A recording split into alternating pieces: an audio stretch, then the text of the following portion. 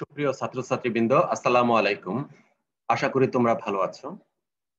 আজকে রসায়ন দ্বিতীয় পত্রের প্রথম চ্যাপ্টার অর্থাৎ পরিবেশ রসায়নের উপর দ্বিতীয় লেকচারটি উপস্থাপন করা হবে। প্রথম লেকচারে তোমরা জেনেছো একদম চ্যাপ্টারের প্রথম থেকে বয়েল চার্লস অ্যাভোগাড্রোর সূত্র থেকে শুরু করে ডাল্টনের আংশিক চাপ সূত্র থেকে পর্যন্ত তোমাদের আলোচনাটা তোমরা শুনেছো এবং আশা করি উপকৃত হয়েছো। আজকে আমাদের যে লেকচারটি উপস্থাপন আমরা করতে যাচ্ছি সেটা হলো অর্থাৎ এই চ্যাপ্টারেরই বাকি অংশ গ্রাহামের ব্যাপন চাপ সূত্র থেকে শুরু করে বাকি অংশটুকু আমরা চেষ্টা করবো আলোচনায় নিয়ে আসার জন্য। এই আলোচনাটি হবে বিশেষ করে কোভিড পরিস্থিতির কারণে 2021 সালের এইচএসসি যে পরীক্ষার্থীরা আছো সেই পরীক্ষার্থীর পুনর্বিন্যাসকৃত পাঠ্যসূচি অনুসারে, অতএব আমরা ওই অনুসারেই চেষ্টা করব আলোচনাটা সীমাবদ্ধ রাখার জন্য, যাতে মানে সিলেবাসের বাইরে তেমন কিছু না ঢুকে সেই চেষ্টাটি আমরা করব। ওকে, তাহলে আমরা প্রথমে চলে যাই গ্রাহামের ব্যাপন সূত্র থেকে।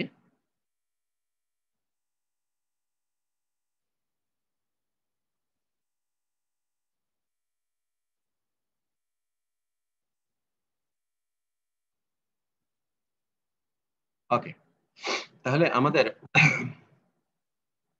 আমরা দুটো টপিক সম্পর্কে একটু ধারণা নেই প্রথমে।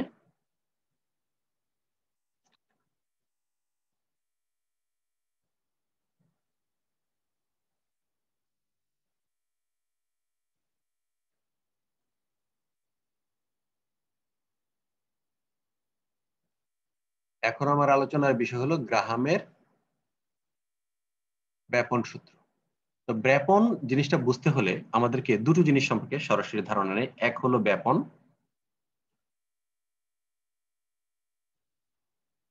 আর 2 নম্বর হলো নিঃসরণ।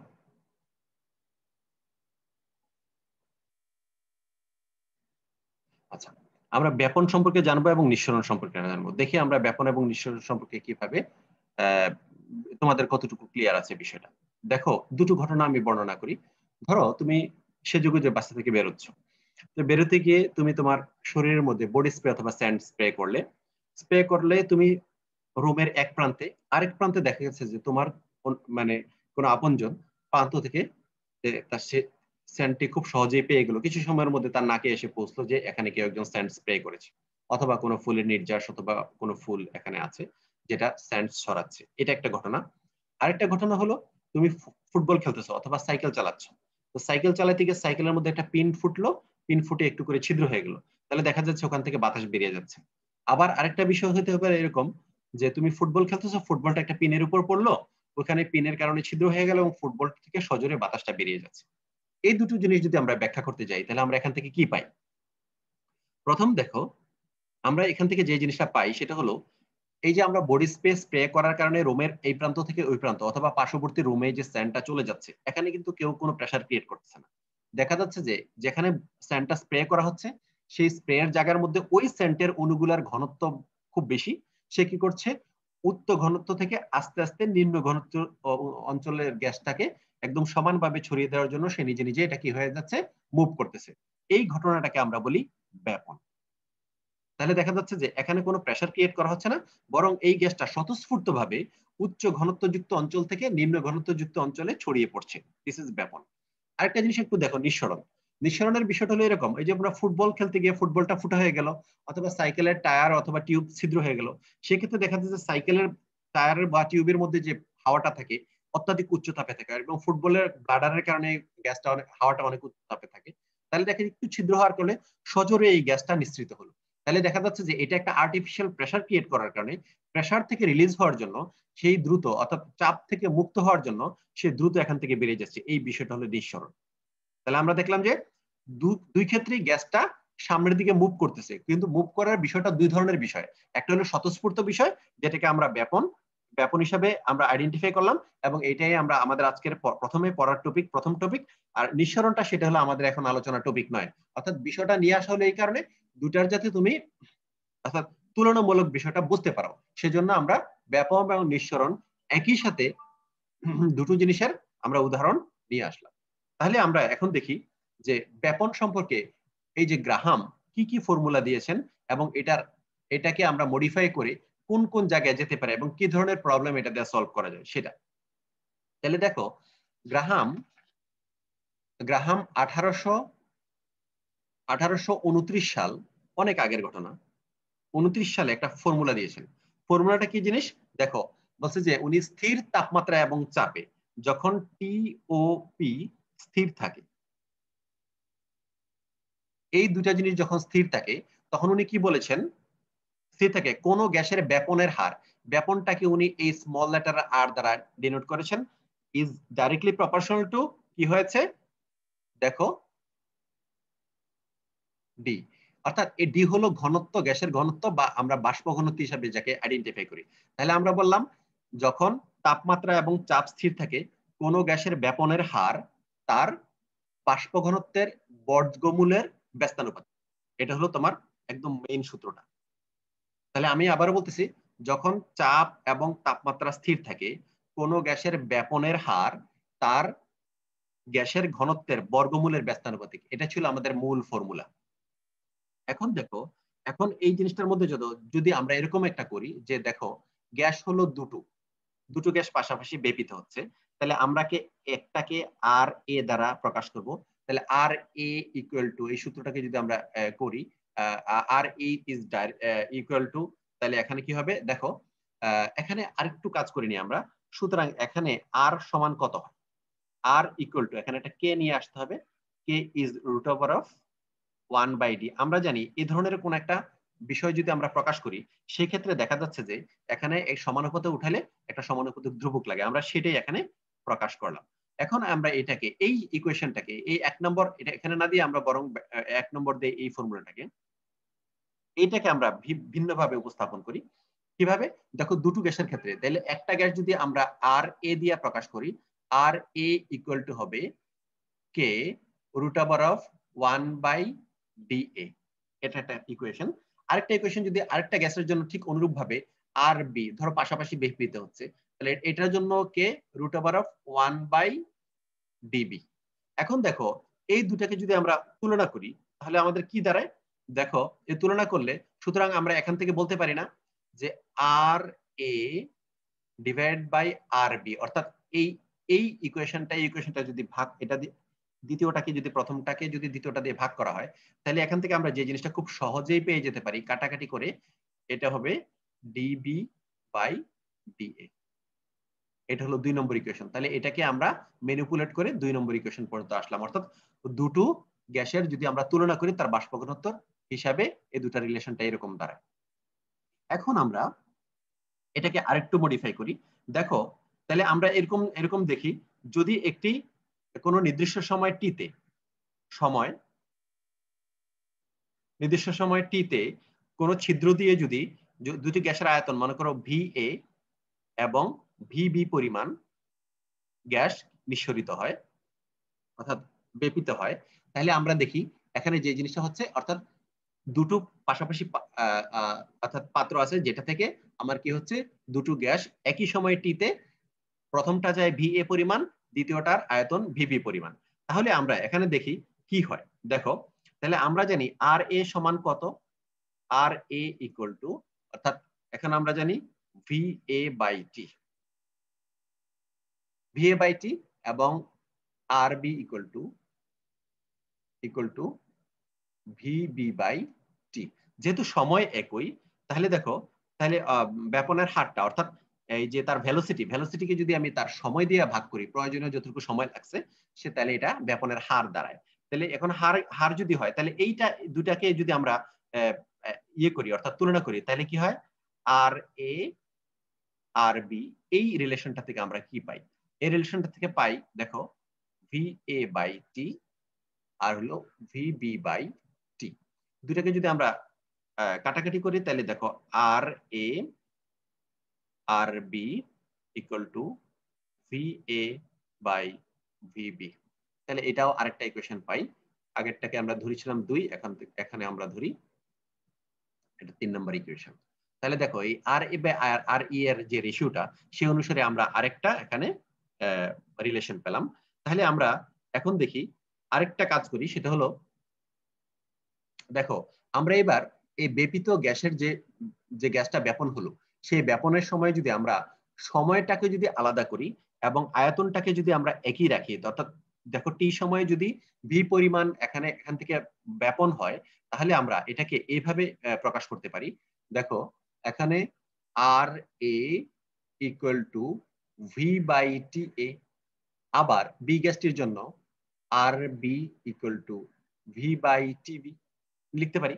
সুতরাং এই ক্ষেত্রে যেটা আসছে দেখো, এই ক্ষেত্রে কি হবে, আর এ বাই আর বি, এখানে আমরা কি পাচ্ছি দেখো, এখানে হলো টিবি বাই টি এ, কারণ ভিভি তখন সমান হয়ে যাওয়ার কারণে কাটাকাটি হয়ে যাবে। যেখানে আমাদের কি পেলাম, যেখানে V A equal two VB যখন হয়ে যায় তখন আমাদের এই কন্ডিশনে পৌঁছি। তাহলে দেখো এটা আরেকটা ইকুয়েশন, এটাকে আমরা নাম্বার 4 ইকুয়েশন হিসেবে ফেলে দিই। তাহলে দেখো আমরা এই পর্যন্ত 4টা রিলেশন পেয়ে গেলাম, 3টা রিলেশন পেয়ে গেলাম। আর এরপরে দেখো আর কি কিভাবে করা যায় এখানে। তারপর দেখো এবার যদি আমরা এটাকে বাষ্প ঘনত্বকে একটু অ্যানালাইসিস করি, কোন একটি গ্যাসের বাষ্প ঘনত্ব ডি, দেখো কোন একটি গ্যাসের বাষ্প ঘনত্ব ডি ইকুয়াল টু ভর বাই আয়তন। তাহলে এটা যদি আমাদের মাথায় থাকে আমরা কি বলতে পারি, দেখো এখানে দেখো D A equal to M A by V A এবং D B equal to M B by V B. M হলো তার ওই মলিকুলটার যেটার বাষ্প ঘনত্ব এখানে দেখানো হয়েছে সেটার আণবিক ভর, আর ভি হলো তার ভলিউম। এখন আমরা একটু দেখি এই দুইটাকে যদি আমরা তুলনা করি তাহলে কি হয়, দেখো এই দুটাকে তুলনা করলে R A by R B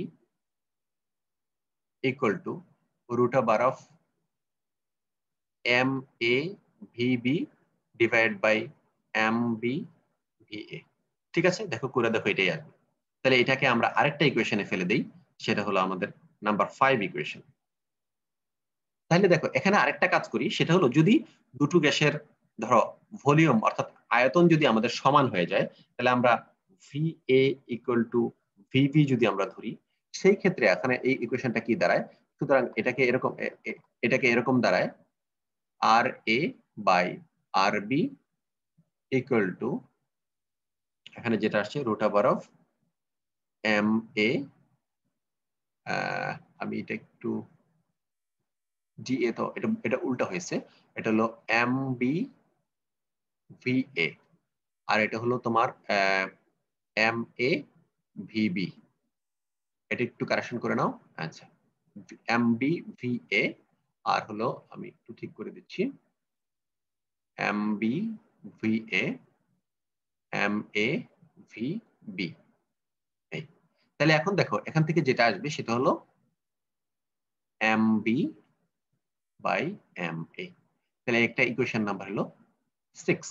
তাহলে দেখো আমরা আরো অনেকটা ইকুয়েশন পেলাম।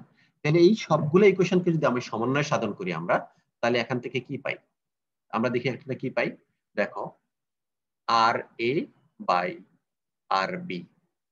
প্রথম ইকুয়েশনটা আমরা কি পেয়েছিলাম, দেখো প্রথম ইকুয়েশনটা আমরা পেয়েছিলাম root over of DB by DA. দ্বিতীয়টা এটা সমান কি পেয়েছিলাম, দ্বিতীয়টা পেয়েছিলাম দেখো ভি এ বাই ভিবি। এরপরটা কি পেয়েছিলাম, দেখো এরপরটা আমরা পেয়েছিলাম হলো টি বি বাই টি এ। তারপরটা কি পেয়েছিলাম, দেখো তারপরটা আমরা পেয়েছিলাম হলো root over of M B V A, তারপরে আসছিল এম এ ভি বি। এরপরটা আমরা কি পেয়েছি, দেখো root over of M B M A. এই তাহলে এই জিনিসটা সমান, তাহলে আমরা দেখো তো দেখি আমাদের এই বিষয়টা সমান, এটা পেলাম একবার, এটা পেলাম একবার, এটা পেলাম একবার, এটা পেলাম একবার, এটা পেলাম একবার। তাহলে এতগুলা বিষয় যে আমরা পেলাম সবগুলোকে আমাদের সমভাবে কাজে লাগবেন না, আমাদের এক একটা গাণিতিক সমস্যায় অথবা এক একটা প্রবলেম সলভ করার জন্য একটা রিলেশন অথবা দুইটা রিলেশন প্রয়োজন হতে পারে। সেই ক্ষেত্রে আমাদের সব জিনিসটা যদি আমাদের মাথায় থাকে তাহলে আমরা কি করতে পারবো, এই বিষয়টা সহজে সমাধান করতে পারবো। এখন দেখি একটা সমস্যা নেই, সেই সমস্যা নিয়ে আমরা কিভাবে সমাধান করতে পারি, এটা আমাদের থাকলো। তারপর দেখো সমস্যাটা কি, দেখো এখানে আমরা একটা সমস্যা নেই, সমস্যা হলো 100 সেন্টিমিটার লম্বা একটা নল নিচ্ছি আমরা, কাচের নল, একদম ট্রান্সপারেন্ট। ওকে, নিলাম। নেয়ার পরে বলা হচ্ছে যে এই জায়গায় এই প্রান্তে অ্যামোনিয়া ভিজানো ভিজানো একটা তুলা এখানে দেওয়া হলো, অ্যামোনিয়া। তাহলে অ্যামোনিয়া দ্রবণ যখন ভিজে এই জায়গায় তুলাটা দিবা। আবার এই প্রান্তে কি হচ্ছে, এই প্রান্তে এসে দেখো, এই প্রান্তে এটাও খোলা মুখ ছিল, এই প্রান্তে হলো হাইড্রোক্লোরিক অ্যাসিডের একটা তুলা এখানে ভিজে এখানে দিয়ে দিলাম। তাহলে দেখো অ্যামোনিয়াটা কিছু বাষ্প এদিকে চলে আসবে, হাইড্রোক্লোরিক অ্যাসিডের কিছু বাষ্প এদিকে চলে আসবে। যেহেতু দুটার মলিকুলার ওয়েট আলাদা, তাহলে ডেফিনেটলি দেখা যাচ্ছে যে দুটা ভিন্নভাবে ব্যবহৃত হবে, দুটার ব্যাপনের হার ভিন্ন হবে। এখন আমাদের এখানে প্রবলেমটা এরকম কথা বলা আছে, এই টোটালটার যদি দূরত্ব 100 সেন্টিমিটার হয়, সিএম সেন্টিমিটার হয়, তাহলে অ্যামোনিয়া এবং অ্যামোনিয়াম ক্লোরাইডটা যখন ব্যবহৃত হবে তখন বিক্রিয়া এরকম একটা হয়। দেখো অ্যামোনিয়া প্লাস হাইড্রোক্লোরিক অ্যাসিড, তাহলে বিক্রিয়া করলে কি উৎপন্ন হয় আমরা জানি, খুবই সহজ বিক্রিয়া এটা, অ্যামোনিয়াম ক্লোরাইড। অ্যামোনিয়াম ক্লোরাইড হলো একটা গ্যাস, ঠিক আছে, এটাও গ্যাস এটাও গ্যাস, এটার গ্যাসটা যদি আমরা দিকে নেই তাহলে গ্যাসটা এদিকে ব্যাপিত হবে, লিকুইডটা হবে না এটার গ্যাসটা। তাহলে অ্যামোনিয়াম ক্লোরাইড যেখানে উৎপন্ন হবে, ধরো এই জায়গায় উৎপন্ন হলো, সেই উৎপন্ন স্থানে একটা সাদা ধোঁয়া টাইপের একটা উৎপন্ন হবে। তার মানে হলো এটা, এটার গ্যাসের কালারও আমরা দেখবো না এটার গ্যাসে, কিন্তু যে জায়গায় যে মিলিত হবে সেই জায়গায় মিলিত স্থানে অ্যামোনিয়াম ক্লোরাইড উৎপন্ন হবে এবং অ্যামোনিয়াম ক্লোরাইডের একটা গ্যাস, দ্যাট মিন্স সাদা ধোঁয়া উৎপন্ন হবে। এই সাদা ধোঁয়াটা দেখতে কিরকম, দেখো তোমরা যখন একটা মোমবাতি বা ক্যান্ডেল জ্বালাও, ক্যান্ডেলটা নিভিয়ে ফেলার পরে কিছুক্ষণ সাদা ধোঁয়া উঠতে থাকে দেখবা, এই সাদাটা একটু একদম ট্রান্সপারেন্ট না, মানে চোখে দেখা যাচ্ছে যে এখানে একটা ধোঁয়া টাইপের কিছু, একটা কালো না, একটা ধোঁয়া টাইপের উৎপন্ন হচ্ছে, সেরকম একটা সাদা ধোঁয়া কোথাও না কোথাও গিয়ে উৎপন্ন হবে। এখন আমাদের প্রবলেমে বলা হচ্ছে তুমি এক্স প্রান্ত থেকে, ধরো এই অ্যামোনিয়া প্রান্ত অথবা ওয়াই প্রান্ত, বা ধরো এটা এক্স প্রান্ত ধরলাম, আমরা এটা ওয়াই প্রান্ত ধরলাম। এক্স প্রান্ত মানে অ্যামোনিয়া যে জায়গায় রাখা আছে সেই প্রান্ত, অথবা ওয়াই প্রান্ত হলো হাইড্রোক্লোরিক অ্যাসিড। কত দূরত্বে গিয়ে এই গ্যাসগুলা একসাথে মিলিত হবে, অর্থাৎ সাদা ধোঁয়াটা তুমি কোথায় লক্ষ্য করবে, এই কথাটা বলা আছে। তাহলে আমরা দেখি এই বিষয়টা কিভাবে আমরা ওই গ্রাহামের ব্যাপন সূত্র দিয়ে আমরা সলভ করতে পারি, সেটা আমরা একটু ব্যাখ্যা করি। তাহলে এখন দেখো, মনে করি যে অ্যামোনিয়া প্রান্ত থেকে এল সেন্টিমিটার দূরে গিয়া, ধরো অ্যামোনিয়া প্রান্ত থেকে এইটুকু দূরত্ব হলো এল,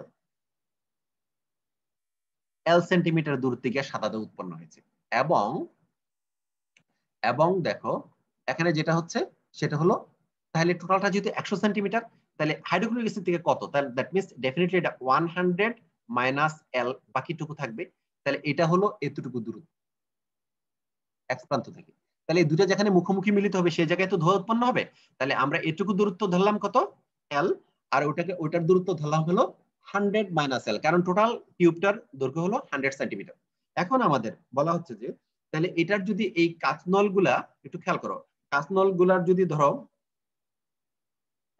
ক্ষেত্রফল আমরা নির্ণয় করি, তাহলে এই প্রান্তে থেকে যেটা দূরত্ব আমরা পেলাম সেটা হলো, দেখো এটা হলো এখানে দেখা যাচ্ছে প্রস্থচ্ছেদের ক্ষেত্রফল যদি আমরা এ ধরি, প্রস্থচ্ছেদের ক্ষেত্রফল যদি আমরা এ ধরি, দ্যাট মিন্স এই প্রস্থচ্ছেদের ক্ষেত্রফলটা হলো টোটাল, এটা যতটুকু হয় সেটা হলো এ। তাহলে এ যদি ধরি তাহলে আমাদের এখানে কি হচ্ছে, তাহলে এখানে যেটা হচ্ছে সেটা হলো, প্রথমটা হলো এল এ, এটার আয়তন, এবং ওটা হলো 100 মাইনাস এল এ, কতটুকু, অর্থাৎ এইটুকুর অংশ হলো এটা, আর এইটুকুর অংশের আয়তন হলো এতটুকু, সরি ক্ষেত্রফল হলো এতটুকু, তাই না? আচ্ছা, সরি আয়তন, তাহলে আয়তন হলো এল এ, আর এটার আয়তন হলো 100 মাইনাস এল ইন্টু এ। এই হলো আমাদের মোটামুটি ঘটনা। এখন আমরা একটু দেখি এবং অ্যামোনিয়া এবং হাইড্রোক্লোরিক অ্যাসিডের এর ব্যাপনের হার যথাক্রমে, দেখো আমরা যদি আর এ এবং আর বি ধরি, তাহলে একটু খেয়াল করো আর এ সমান কত, আর এ অ্যামোনিয়া সমান যদি এটা ধরি, তাহলে দেখো এল এ বাই টি, কারণ ব্যাপনের হার আয়তন, আয়তন বাই সময়। ওই এর আগে যেটা করেছিলাম, দেখো একটা ফর্মুলা আছে,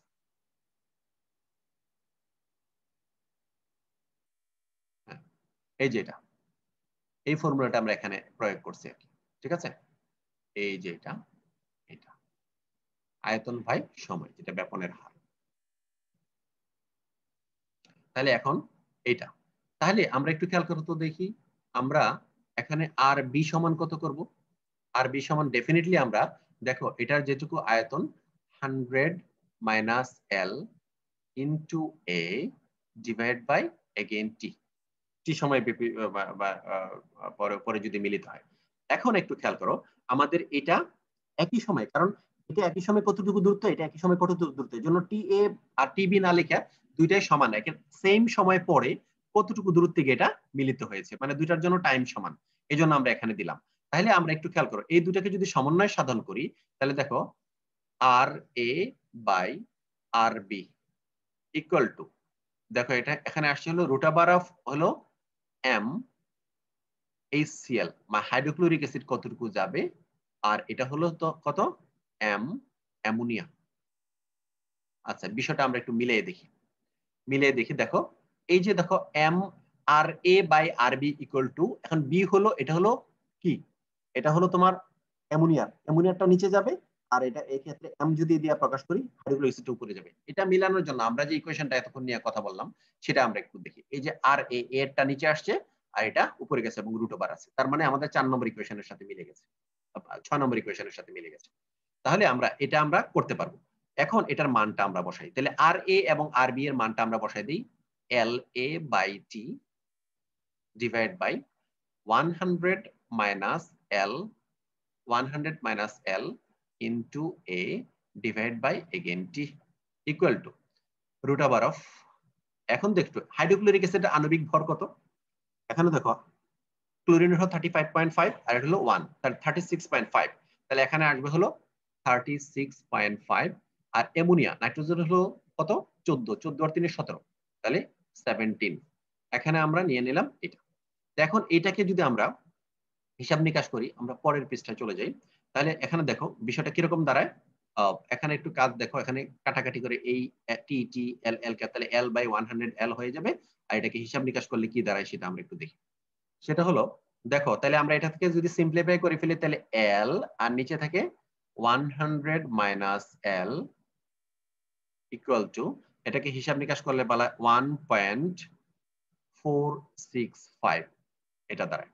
এখন যদি এটাকে গুণটুন করি শেষ পর্যন্ত, এটাকে দেখো এল এর মানটা হিসাব নিকাশ করে তুমি পাবা হলো 59.43 সেন্টিমিটার। আচ্ছা, সেন্টিমিটার সিএম সেন্টিমিটার। এখন একটু খেয়াল করো, তাহলে আমরা পেলাম এল এর মান 59.43 সেন্টিমিটার। এবার একটু লক্ষ্য করো, এখান থেকে এল এর মান, দ্যাট মিন্স এইটার মান আমরা পেলাম, তার মানে এতটুকুর দূরত্ব হলো 59.43, তার মানে এটা অ্যামোনিয়াটা তার প্রান্ত থেকে, যে প্রান্ত থেকে রওনা দিচ্ছে তার গ্যাসটা, এখান থেকে এটুকু আসবে 59.43 দূরে গিয়ে এই জায়গায় আসবে।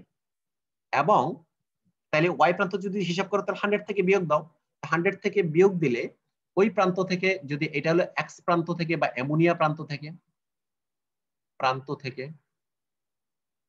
এতটুকু দূরত্বে গিয়া এক্স মানে ওই হাইড্রোক্লোরিক অ্যাসিডের সাথে মিশবে। অপর দিকে দেখো 100 মাইনাস এল যদি আমরা চিন্তা করি, তাহলে দেখো এখানে কি হবে, 100 মাইনাস 59.43 ইকুয়াল টু, হিসাব নিকাশ করলে এখানে দাঁড়ায় 40.57, তাহলে 40.57 যদি হয়, তাহলে দেখো এই প্রান্ত থেকে এটা 40.57 মনে রাখবা, তাহলে এই প্রান্ত থেকে এটা এটুকুর মান হলো 40.57 সেন্টিমিটার দূরত্বে গিয়া এটা কার সাথে একই সময়ে, এই সময়টা নির্দিষ্ট সময় পরে গিয়ে এই জায়গায় গিয়ে মিলিত হবে। তার মানে এখানে দেখা গেল যে আমাদের অ্যামোনিয়া গ্যাসটা একটু বেশি ব্যাপিত হলো, আর এখানে হাইড্রোক্লোরিক অ্যাসিডটা একটু কম পরিমাণে ব্যাপিত হলো। দেখো এখানে ফিগারটা দেখে আমরা বুঝতে পারছি। এখন আমরা সূত্রটাকে একটু জাস্টিফাই করার চেষ্টা করি, এর যে ফর্মুলা বলেছে ফর্মুলাটা ঠিক বলেছে কিনা একটু খেয়াল করো। এখানে বলছে যে স্থির তাপমাত্রা এবং চাপে কোন গ্যাসের ব্যাপনের হার তার ঘনত্বের বর্গমূলের ব্যস্তানুপাতিক, এটা তো বলেছি ঠিকই, কিন্তু দেখা যাচ্ছে যে একটা গ্যাস, একটা স্বাভাবিক লজিক তুমি চিন্তা করো, একটা গ্যাস কে কতটুকু দৌড়াতে পারবে তার ডিপেন্ড করবে তার মলিকুলার ওয়েট কতটুকু আছে।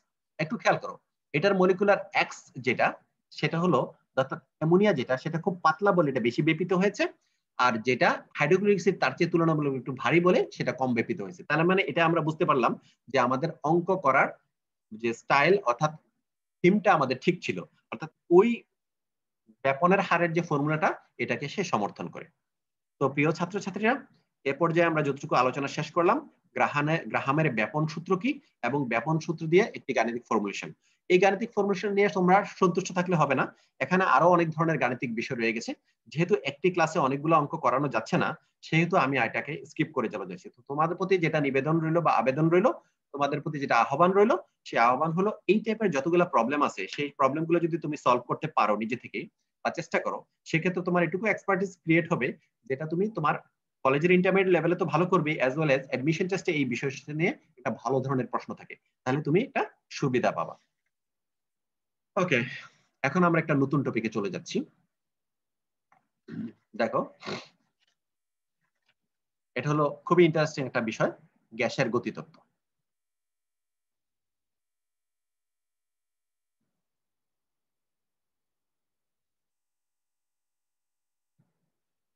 আচ্ছা, যদি আমরা গ্যাসের গতিতত্ত্ব বলি, দ্যাট মিনস গ্যাসের কিছু কিছু ফর্মুলা প্রয়োগ করা হয়েছে, প্রয়োগ করার আগেই গতিতত্ত্ব অর্থাৎ গ্যাসটা কিরকম সেটা তারা একটা ধারণা করে নিয়েছেন, যে গ্যাসটা আদর্শ অবস্থায় এই অবস্থায় থাকে। এইটা চিন্তা করে ওনারা সামনে বেড়েছেন। এই যে কতগুলো স্বীকার্য আছে, যে এই যে জিনিসগুলো আগে থেকে ধরে নিয়েছেন, যে প্রি কনসেপ্ট যে একটা কনসেপ্ট, সেই কনসেপ্টটা ধরে নিয়ে তারা এগিয়েছেন। এই কনসেপ্টগুলো বেশিরভাগ ঠিক থাকলেও দুটো কনসেপ্টে বড় ধরনের গন্ডগোল ছিল, সেটা ভ্যান ডার ওয়েলস সংশোধন করেন। এখনকার আমার আলোচনার বিষয় গ্যাসের গতিতত্ত্ব এবং গ্যাসের গতিতত্ত্বের যে ভুলগুলা ছিল সেই ভুলগুলা সংশোধন করার ফলে এই ইকুয়েশনটা কি ধরনের, গ্যাসের গতিতত্ত্ব থেকে কি ইকুয়েশন পাওয়া গেল আর গতিতত্ত্ব থেকে সংশোধনীর ফলে কি ইকুয়েশন পাওয়া গেল সেটার ব্যাখ্যা সহ আমরা এখন লেকচার উপস্থাপন করব। আশা করি সাথে থাকবে। ওকে, গ্যাসের গতিতত্ত্বের বিভিন্ন পয়েন্টে বিভিন্ন সায়েন্টিস্ট এটা উপস্থাপন করেছেন, তবে মোটামুটি সবাই মিলা যে ধরনের টার্মগুলো ওনারা সামনে নিয়ে আসছেন সেটা কেউ কেউ, যেমন আমাদের রসায়ন আমরা যে বইগুলো ফলো করি এটাতে হয়তো 8টা পয়েন্ট উল্লেখ করেছেন, সেম পয়েন্টগুলো আবার ডিভাইডেশন করে কেউ কেউ আবার 13টা পয়েন্ট উল্লেখ করেছেন। পয়েন্টের ভলিউম দেখে না, তোমরা যেটা চিন্তা করবা সেটা হলো তোমার কথাটা টোটাল ওরা যেটা বলতে চাচ্ছে, অর্থাৎ এই এই রিলেটেড সায়েন্টিস্টরা যে কথাটা বলার চেষ্টা করছেন, তোমার বক্তব্যে কথাটা আসছে কিনা সেটাকে তুমি কনভিন্স হবা। এখন পয়েন্ট কি 5টায় দিলা না 3টায় দিলা না 7টায় দিলা, ডাজন্ট ম্যাটার। তাহলে আমরা প্রথম 1 নম্বর পয়েন্টে আসি। তাহলে 1 নম্বর পয়েন্টে আমরা যেটা বলতে চাচ্ছি, নাম্বার 1, ফার্স্ট পয়েন্ট, সেই পয়েন্টে বলা হচ্ছে যে গ্যাসের গতিগুলো অণুগুলো অত্যন্ত সূক্ষ্ম কণার সমন্বয়ে গঠিত। কথা ঠিক, গ্যাসের গুলো এত সূক্ষ্ম যেটা আমরা খালি চোখে দেখতে পারি না। তারপরে বলেছে এই সূক্ষ্ম কণাগুলোকে আমরা গ্যাসের অণুগুলো, ছোট কণাগুলোকে আমরা অণু বলি, এবং অণুগুলো একটি গ্যাসের পাত্রের মাধ্যমে, ধরি এটা যদি একটা গ্যাসের পাত্র হয়, তাহলে গ্যাসের পাত্র হয়, গ্যাসের পাত্রের মধ্যে গ্যাসের অণু এবং বা সূক্ষ্ম কণাগুলো সুষমভাবে বিরাজমান। তাই গ্যাসের কণাগুলো এরকম হয় না যে এখানে ভারী এখানে হালকা, এদিকে কম এদিকে বেশি, এরকম না, পুরো ব্যালেন্স অবস্থায়। কারণ গ্যাস যেহেতু মুক্তভাবে ঘুরে অণুগুলা এটা করে থাকে, এটুকু ঠিক আছে। গ্যাসের অণুগুলোর আয়তন, খেয়াল করো এই পয়েন্টটার একদম শেষ পয়েন্টটা আমি একটু লিখতে চাচ্ছি। এইটার শেষ অংশটা হলো, একটু খেয়াল রাখো, গ্যাস অণুগুলোর আয়তন আমি একটু লিখে দিচ্ছি।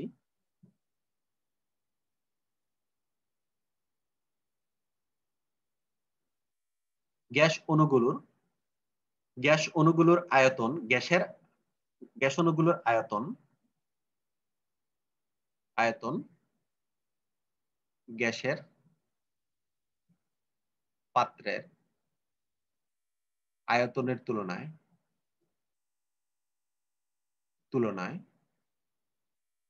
নগণ্য। এই কথাটা একটু আমি স্টার চিহ্ন দিয়ে রাখলাম, তাহলে ওদের কথাটা আমরা বলে চলে যাই। তাহলে গ্যাসগুলো অত্যন্ত ক্ষুদ্র ক্ষুদ্র কণিকার সমন্বয়ে গঠিত, এবং এই গ্যাসের অণুগুলার আয়তন অন্যান্য অর্থাৎ টোটাল পাত্রের আয়তনের তুলনায়, অর্থাৎ এগুলার ক্ষেত্রে অত্যন্ত চাপ দিয়ে যদি একত্রিত খুব কম আয়তন দখল করে, এই কথাটা বলার চেষ্টা করেছে। নাম্বার 2, সেকেন্ড পয়েন্ট, গ্যাসের অণুগুলো খুব নির্দিষ্ট দ্রুত গতিতে চলাচল করে, এবং যখন সে চলে একটি থেকে আরেকটির মধ্যে যখন চলে, এখান থেকে মনে করে এখানে রওনা দিছে, এর মধ্যে সে সরল পথে চলবে, আবার ধাক্কা লাগলে হয়তো গতিপথ পরিবর্তন করে, এরকম করে বিক্ষিপ্ত ভাবে চলাফেরা করে। এটাই আমরা দেখলাম। এখানে আরেকটা ইম্পর্টেন্ট কথা বলা আছে, এটা ততক্ষণ সরল পথে চলবে যতক্ষণ হয় অন্য কোনো অণুর সাথে অথবা পাত্রের দেয়ালের সাথে বাধাপ্রাপ্ত না হচ্ছে, দেয়ালের পাত্রে বাধাপ্রাপ্ত হলে আবার ফিরে আসবে। এটা হলো মোটামুটি ঘটনা। আচ্ছা, এখন 3 নম্বর পয়েন্টে যে কথাটা বলেছে এটা নেওয়া কোনো সমস্যা নেই। গ্যাস অণুগুলোর মধ্যবর্তী দূরত্ব যার যার অনেক দূরত্ব অনেক, একটা অণু থেকে আরেকটার দূরত্ব বলছে অনেক, যার ফলে এদের মধ্যে আন্তঃআণবিক কোনো আকর্ষণ থাকে না। দ্যাট মিন্স এত ছোট একটু দূরত্ব হলেও তো এটার জন্য নিজের জন্য অনেক দূরত্ব, তার মানে এটার মধ্যে কি থাকে না, অর্থাৎ তার মধ্যে কি কোনো আন্তঃআণবিক আকর্ষণ থাকে না। থাকলে তো এটা ফ্রিভাবে বা মুক্তভাবে ঘুরতে পারতো না। সে কি করতো, সে দেখা গেছে যে একজনের সাথে আরেকজনের আবদ্ধ অবস্থা থাকতে পারতো, এই কথাটা এখানে বলা আছে। তার মানে এটা থেকে বোঝা যাচ্ছে যে তার মধ্যে আন্তঃআণবিক শক্তি অত্যন্ত নগণ্য। তার মানে সেহেতু অণুগুলো মুক্তভাবে চলাফেরা করে। তার মানে এই 3 নম্বর পয়েন্টের একটা শেষ অংশ আছে, এখানে শেষ অংশগুলো অণুগুলোর মধ্যে কোনো আকর্ষণ বা বিকর্ষণ বল নেই বলে ধরা হয়। অণুগুলোর মধ্যে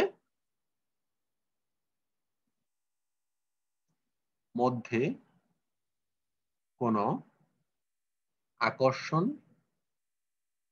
বা বিকর্ষণ বল নেই।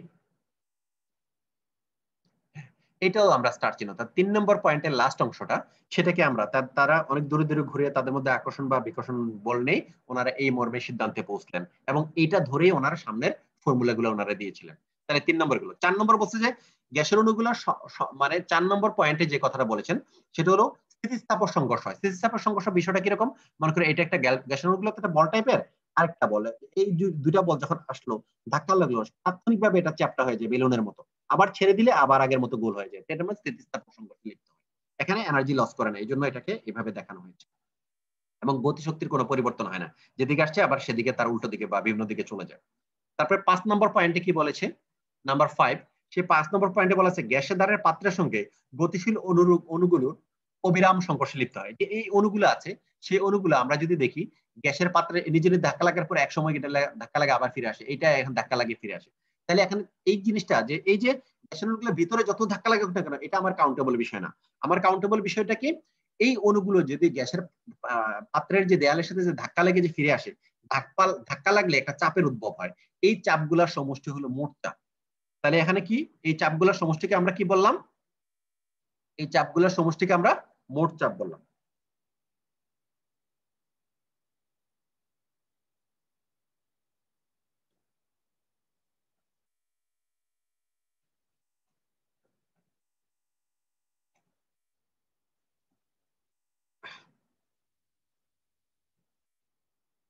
ওকে,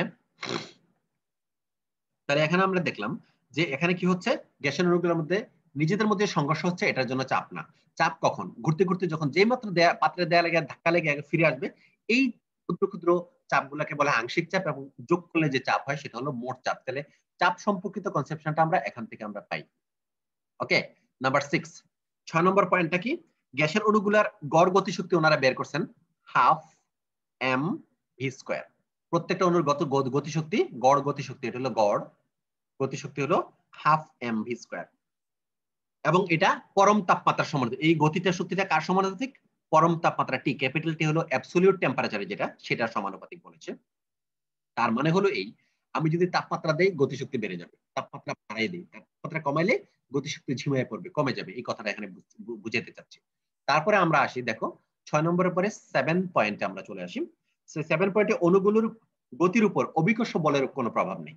করো যুক্তিটা কি ছিল ওনারা যে কাজটা করার সময়, সেটা হলো গ্যাসের অণুগুলো যেতে অত্যন্ত ছোট কণিকার ক্ষেত্রে ওনারা ধরে নিয়েছে অভিকর্ষ যে টান, অর্থাৎ এটা আস্তে মানে মধ্যাকর্ষণিত আকর্ষণের কারণে বা অভিকর্ষজ ত্বরণের প্রভাবে এটা যে নিচে থিতায় পড়বে, বিষয়টা এরকম না। এগুলো অনন্ত কাল ধরে নিজে নিজে ঘুরতে থাকবে, এটা একটা ওদের কনসেপশন। নাম্বার 8 এবং লাস্ট পয়েন্ট, সেটা হচ্ছে অণুগুলোর মধ্যে শুধু ধাক্কার জন্য যে সময় ব্যয় হয়, তার দুটি ধাক্কার যে সময় ব্যয় হয়, এবং এই যে অণুগুলোর মধ্যে একটা ধাক্কা থেকে আরেকটা ধাক্কার যেটুকু সময় বলছে যে তার দুটি ধাক্কার মধ্যবর্তী সময়ের তুলনায় অতি নগণ্য। এই দুই ধাক্কার দূরত্বকে গড় মুক্ত পথ বলে। তাহলে দেখো আমরা এখান থেকে শুরু করে এখানে গেলাম, এখান থেকে এখানে, এখান থেকে এখানে, এখান থেকে এখানে, তাহলে দেখো এটা থেকে এখানে যে গেল এইটুকু জায়গাটা হলো মুক্ত পথ, এখান থেকে এখানে মুক্ত পথ, এখান থেকে মুক্ত পথ। তাহলে এই টোটাল অণুটার যদি এখান থেকে এখানে পর্যন্ত আমরা হিসাব করি 1 2 3 4, এই চারটার যোগফল যদি 4 দিয়ে ভাগ দিই, এটা হলো গড় মুক্ত পথ হিসাবে আমরা পাবো।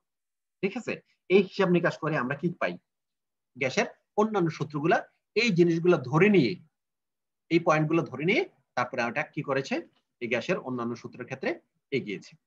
আগাইতে গিয়ে যে আমরা বললাম যে দুটো বড় ধরনের ভুল আছে। প্রথমটা, গ্যাসের অণুগুলোর আয়তন গ্যাস অণুগুলোর পাত্রের আয়তনের তুলনায় নগণ্য। এই কথাটা নিয়ে, এই দুটো পয়েন্ট নিয়ে আমরা একটু ক্লিয়ার করে নিই, তারপরে আমরা অন্য জায়গায় যাই। দেখো এখানে যেটা বলছে যে প্রথমে লেখো ভ্যান ডার ওয়েলস সংশোধন।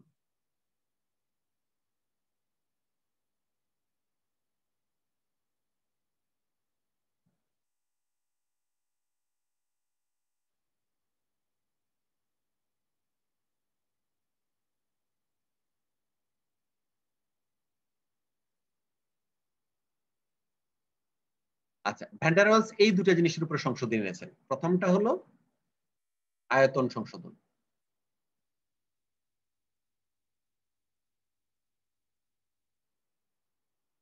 এবার আয়তন আয়তন সম্পর্কে কি বলছে আবার একটু মনে করি আমরা। দেখো আয়তনের ক্ষেত্রে বলছে গ্যাস অণুগুলোর আয়তন, অর্থাৎ যে কটা গ্যাস অণু ঘুরতেছে সেটা টোটাল পাত্রের আয়তনের তুলনায় অত্যন্ত নগণ্য। কথাটা এক অংশে ঠিক, কিন্তু আমি যদি এটাকে আরো একটু অ্যানালাইসিস করি, দেখো এই হলো একটা লম্বা একটা সিলিন্ডার আকৃতির মনে করো পাত্র। তাহলে এটাকে আমি এই বিভিন্ন জায়গায় গ্যাসের অণুগুলো ঘুরতেছিল। এখন আমি কি করলাম, এই গ্যাসের অণুগুলোকে চাপ দেওয়ার ফলে দেখো এই যে কটা অণু এখানে আছে, চাপ দেওয়ার ফলে এই জায়গায়, আমি এটা ভিন্ন কালি দিয়ে দেখাচ্ছি, এইটুকু জায়গায় এখানে আসছে। এখন সায়েন্টিস্টরা বলছে যে এই গ্যাসের যে বিশাল পাত্র তার আয়তন, তার তুলনায় এটা খুবই নগণ্য। এই ভলিউমটাকে, আয়তনটাকে যদি আমরা কি ধরি, ভি ধরি, আর এই ছোট্ট জায়গাটাকে যদি আমরা স্মল বি ধরি, খেয়াল করো টোটাল ভলিউমটাকে যদি আমরা ভি ধরি, গ্যাসের আয়তন, এই পাত্রের আয়তন, এবং এটার যদি যেটুকু জায়গায় সে ছোট্ট জায়গায় জমা হয় তার আয়তন যদি ছোট হাতের বি ধরি, তাহলে একটু খেয়াল করো আমরা এরকম একটা রাশি পাই কিনা। দেখো ভি মাইনাস বি, এটা হলো সংশোধিত আয়তন। কেন সংশোধিত সেটা আমি বলতেছি।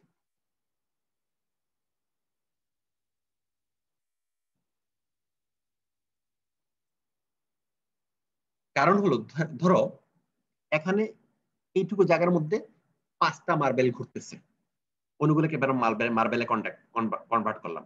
একটা মার্বেল আরেকটা মার্বেলের বডির মধ্যে কখনোই ঢুকতে পারবে না।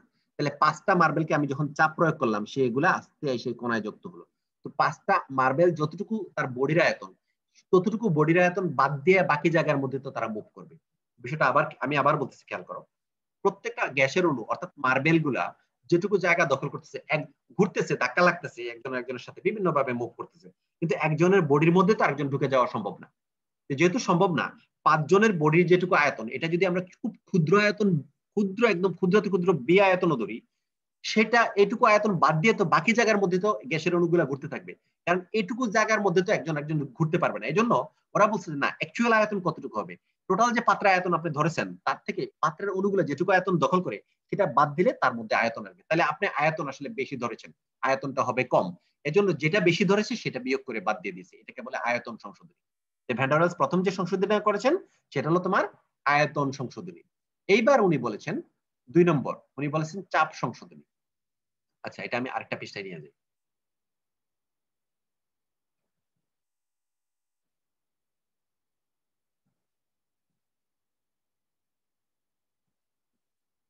আচ্ছা, চাপ সংশোধনের ক্ষেত্রে কি বলেছেন একটু খেয়াল করো। আমরা আগে দেখি যে আমাদের ওই গ্যাসের স্বতঃসিদ্ধের মধ্যে চাপ সম্পর্কে কি বলা আছে। দেখে গ্যাসের অণুগুলোর মধ্যে কোনো আকর্ষণ বা বিকর্ষণ বল নেই। যুক্তি কি ছিল? যুক্তি ছিল যদি আকর্ষণই থাকতো তাহলে একটা গ্যাসের অণু আকর্ষণের মায়া কাটায় অন্যদিকে চলে যেতে পারতো না। সায়েন্টিস্টরা বললে যে না, আমরা কিছু এক্সপেরিমেন্ট দ্বারা তার আকর্ষণের কি পাই, প্রমাণ পাই। সে কি প্রমাণ সেটা আমরা একটু দেখি। প্রথম প্রমাণ হলো, দেখো বলছে যে এটার মধ্যে যদি কোনো আকর্ষণই না থাকতো, তাহলে একটু খেয়াল করো, আমি গ্যাসের পাত্রটা আবার রাখতেছি। এটা হলো একটা গ্যাসের পাত্র। তাহলে দেখো এটা একটা পিস্টন, এটুকুর মধ্যে অনেকগুলো গ্যাসের অণু ঘোরাঘুরি করতেছে এবং এটা গ্যাস। ঠিক আছে, এবার এই পিস্টনটা যদি আমি আস্তে করে সরাইয়া এই জায়গায় নিয়ে আসি,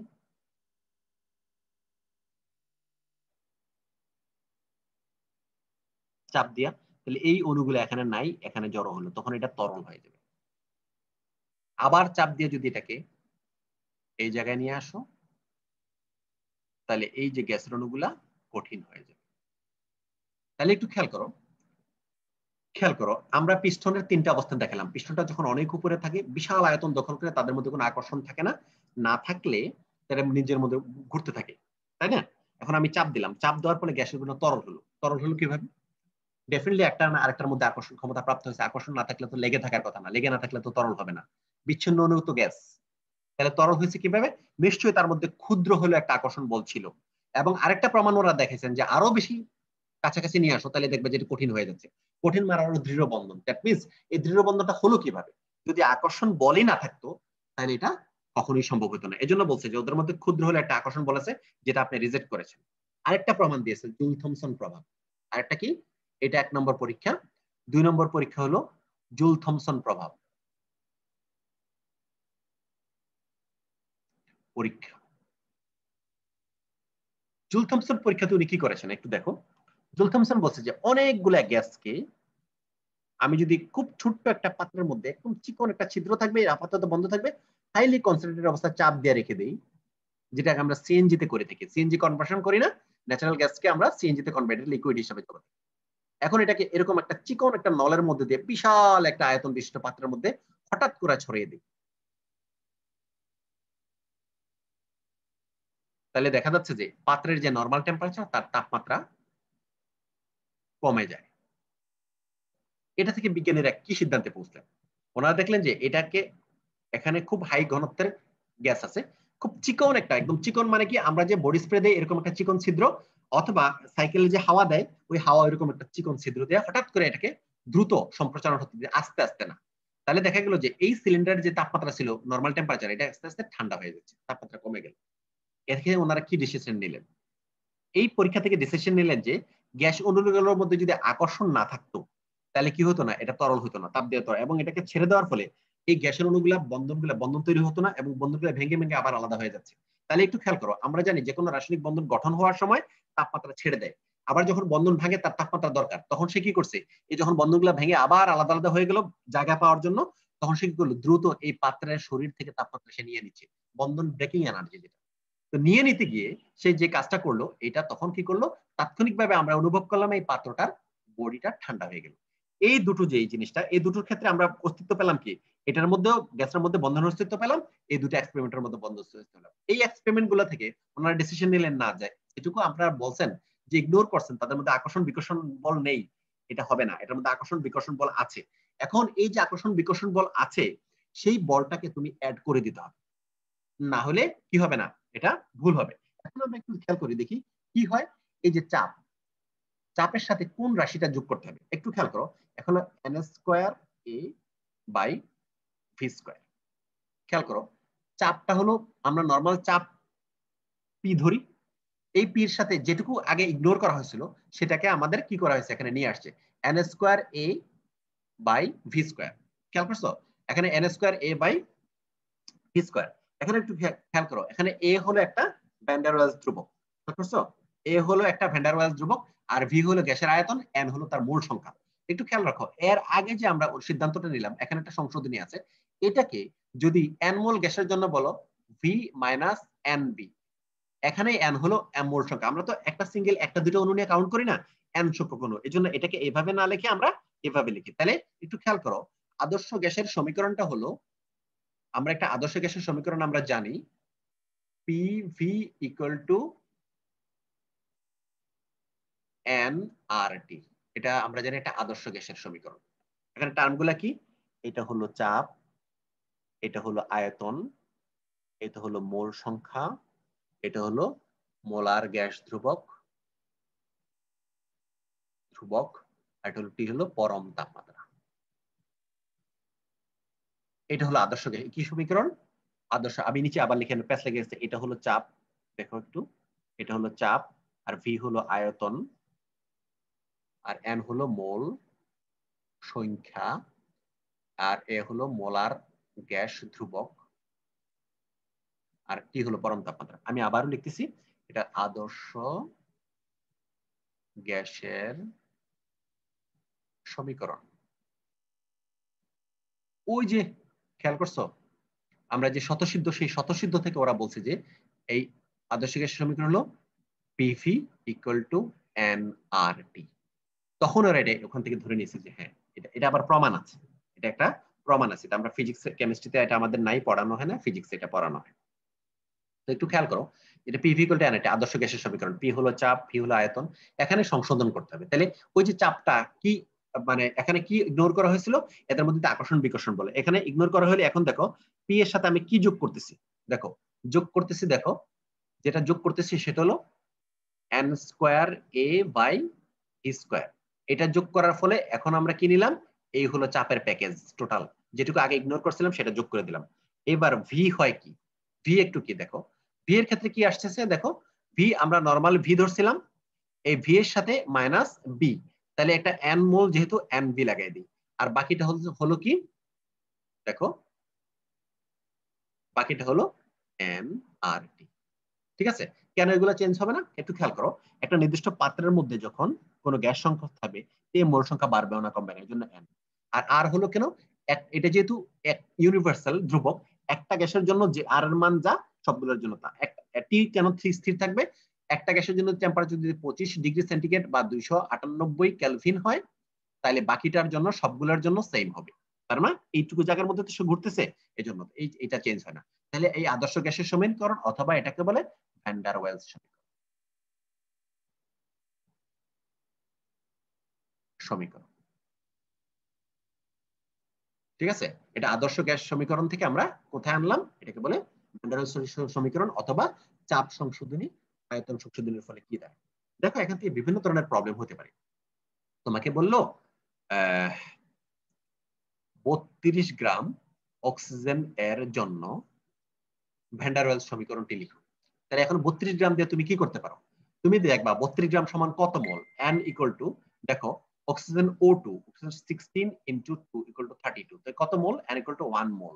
তাহলে n এর জায়গায় 1 বসাই দিলে হয়ে যায় p plus 1 a by v square, v minus n এর জায়গায় 1 হবে nv equal to nRT। That means এটা আমরা এইভাবে লিখতে চাই, p plus a by v square, v minus b equal to, এখানে কি হবে, এখানে হবে আরটি।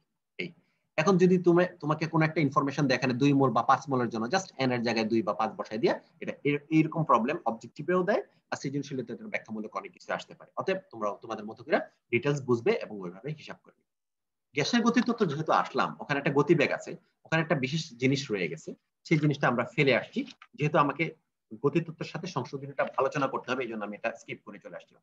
এখন আমরা একটা জিনিস পড়ি, বর্গমূল গড় বর্গবেগ। গড় বর্গবেগ বিষয়টা কি, এটাকে বলে রুট মিন স্কয়ার ভেলোসিটি, এটাকে বলে সংক্ষেপে আর এম এস। আবার এটা স্মল লেটারও লেখা হয় R M. That means root mean, root মানে বর্গমূল, মিন মানে গড়, আর এস মানে ফর আরএমএস বেগ, স্কয়ার ভেলোসিটি, তাই না? রুট মিন স্কয়ার ভেলোসিটি, বর্গমূল গড় বর্গবেগ। এই বিষয়টা কেন আসলো খেয়াল করো। মনে করো এটা একটা গ্যাস পাত্রে 1টা 2টা 3টা 4টা 5টা অণু আছে। এখন 5টা অণুর গড় বেগ যদি তুমি চিন্তা করো, তাহলে নরমাল কি করি আমরা, এটার ব্যাগ এটার ব্যাগ এটার ব্যাগ যোগ করে 1 নম্বরের ব্যাগ প্লাস 2 নম্বরের ব্যাগ প্লাস 3 নম্বরের ব্যাগ প্লাস 4 নম্বরের ব্যাগ যোগ করে 1 2 3 4 দিয়ে ভাগ দিলে হয়ে যাচ্ছে, তাই না? এটা হলো গড় বেগ বেরোলো। কিন্তু গ্যাসের অণুগুলোর যে মুভমেন্ট, এই মুভমেন্টের সাথে গড় বেগ এভাবে বের করা যায় না। তখন তারা সায়েন্টিস্ট একটা হিসাব করলেন, এটার যদি মানে গতিবেগ যদি সি হয়, হ্যাঁ, তাহলে এটাকে কি করলেন ওনারা, দেখো প্রথমটার বেগ যদি c1 square plus c2 square plus c3 square এরকম ডট ডট দিয়া প্লাস cn স্কয়ার, n সংখ্যক অণু দেয়, আর নিচে যদি দেখো n দিয়ে ভাগ দেয়, মানে এতটা যতটাকে স্কয়ার করলো ততটাকে স্কয়ার করে যোগ করে আবার ওই সংখ্যা দিয়ে ভাগ করলে আবার বর্গমূল করলাম, এটাকে বলে রুট মিন। এটা হলো রুট, এটা হলো মিন, আর এটা হলো স্কয়ার ভেলোসিটি। ঠিক আছে, তাহলে এটাকে আবার সংক্ষিপ্ত ভাবে সি এরকম করা হয়, এটা হলো রুট ওভার অফ 3RT/m। এইটার এইভাবে করলে যা পাবা, এটা করলেও সেম অবস্থা পাবা, অর্থাৎ এটার যা রেজাল্ট, এটার সংক্ষিপ্ত রূপ হলো এটা। তাহলে আমরা দুটার যে কোনো একটা দ্বারা গাণিতিক প্রবলেম গুলা সলভ করতে পারি। আমরা এখন দেখি একটা ছোটখাটো গাণিতিক প্রবলেম সলভ করে দেখি কি অবস্থা আছে। আরএমএস বেগ দিয়া, ধরো আমাদের প্রবলেম হলো, একটা প্রবলেম লিখি। দেখো এখানে এখানে হলো দেখো 25 ডিগ্রি সেন্টিগ্রেড তাপমাত্রায়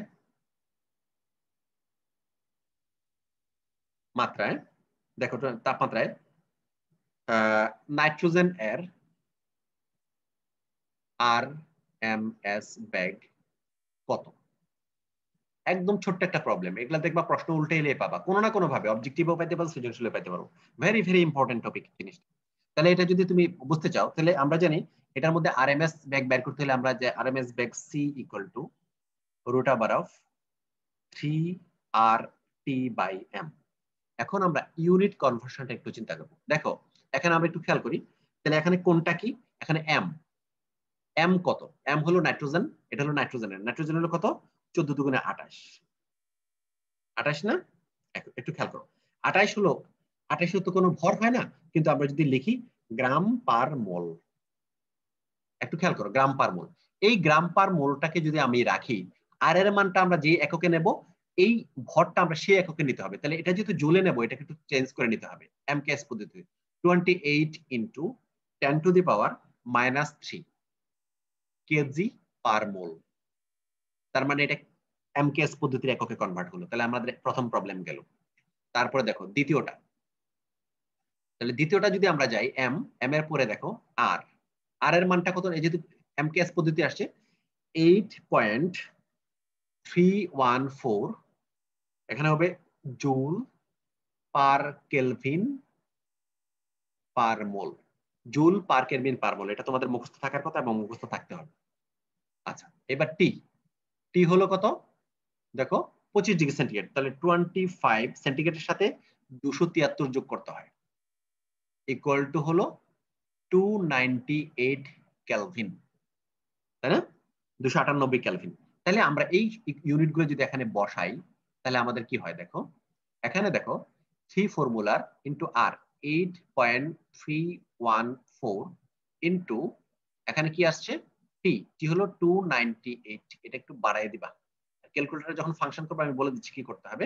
আর এম হলো 28 না দিয়া কি করতে হবে, ওই যে 10⁻³ আমাদের স্টুডেন্টরা কি করে আমি বলে দিচ্ছি, এটার ভ্যালুটা হয় এরকম 515.22, যেহেতু এটা এমকেএস পদ্ধতিতে সেটা ডেফিনেটলি আসবে মিটার পার সেকেন্ড। এটা কি আসবে? মিটার পার বা মিটার ইনভার্স সেকেন্ড, এটা হলো তোমরা ফেলো। এখন দেখো একটু খেয়াল করো, আমি যদি এটাকে এখানে কেজিতে না নিতাম, তাহলে এটা কি করতো, এটাকে অর্থাৎ সিজিএস এককে এটা রাখলে এটাও সিজিএস এককে রেখে তোমাকে ক্যালকুলেশন করতে, ঠিক আছে? তখন ভ্যালুটা ওইভাবে বেরো, তখন এটা সেন্টিমিটার পার সেকেন্ডে বেরো। তাহলে আমরা দেখলাম যে এই জায়গায় আমাদের স্টুডেন্টরা যে জায়গায় ভুলটা করে, সেটা ভুলটা হলো সে আর এর মান ঠিকই লেখে, এটাও কেলভিনে 273 দিয়ে যোগ করে, কিন্তু 10⁻³ যে দিতে হবে সেইটা ভুলে যায়। এই জন্য আমি ভালো করে দাগ দিচ্ছি যাতে তোমার ব্রেনে এটার দাগ বসে যায়, পরীক্ষা হলো যাতে ভুলের হাত থেকে বেঁচে যাও। ওকে, তাহলে আমাদের এই গ্যাসের গতিতত্ত্ব থেকে এটুকু অংশ আমরা শিখবো। তোমরা একটু চেষ্টা করবে, যদি কেউ এই বর্গমূল গড় বর্গবেগ তো জানলা, গড় বেগের ফর্মুলা দিয়েও 2 একটা অঙ্ক করার চেষ্টা করবা। আমার যেহেতু টাইম লিমিট আছে, আমি এতটুকু এখানে এইটুকু সময়ের মধ্যে আলোচনা করার জন্য আমার পক্ষে সম্ভব হবে না, অতএব তোমরা একটু চেষ্টা করলেই হয়ে যাবে। তাহলে আশা করি এটুকু পারবে। এখন আমরা আর ভ্যান ডার ওয়েলস ধ্রুবক এ এবং বি এর মান সম্পর্কে জেনে ফেলবে। ভ্যান ডার ওয়েলস ধ্রুবক এ এবং বি সম্পর্কে বিস্তারিত জেনে ফেলবে, ছোট টিকা হলে ওগুলো আসতে পারে। এখন গ্যাস তরলীকরণ সূত্র মানে সিলিন্ডারের জাতকরণ, এগুলো আসলে সিলেবাস এরকম উল্লেখ করে নাই, তারপরে যদি তোমরা পারো একটু দেখে নিবে।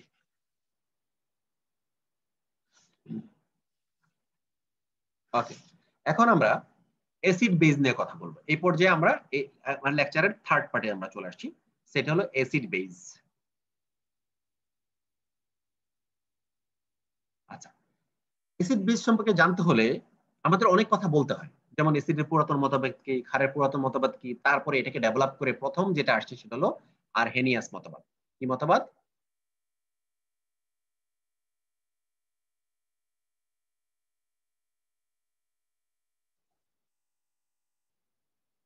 আরহেনিয়াস মতবাদ।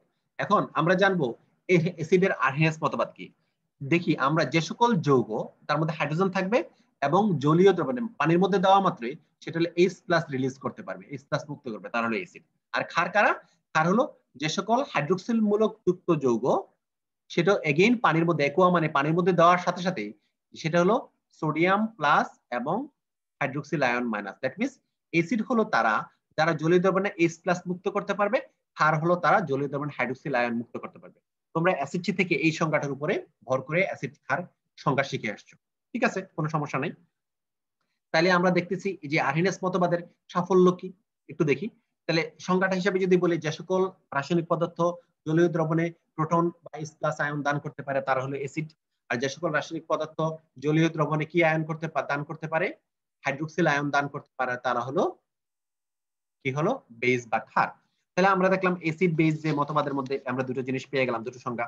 এখন এই অনুসারে কারা অ্যাসিড কারা ক্ষার দেখো, HCl অ্যাসিড, HBr অ্যাসিড, তারপরে H2SO4 অ্যাসিড, এরকম হাইড্রোজেন যুক্ত যা আছে মোটামুটি সবগুলো অ্যাসিডের মধ্যে পড়ে।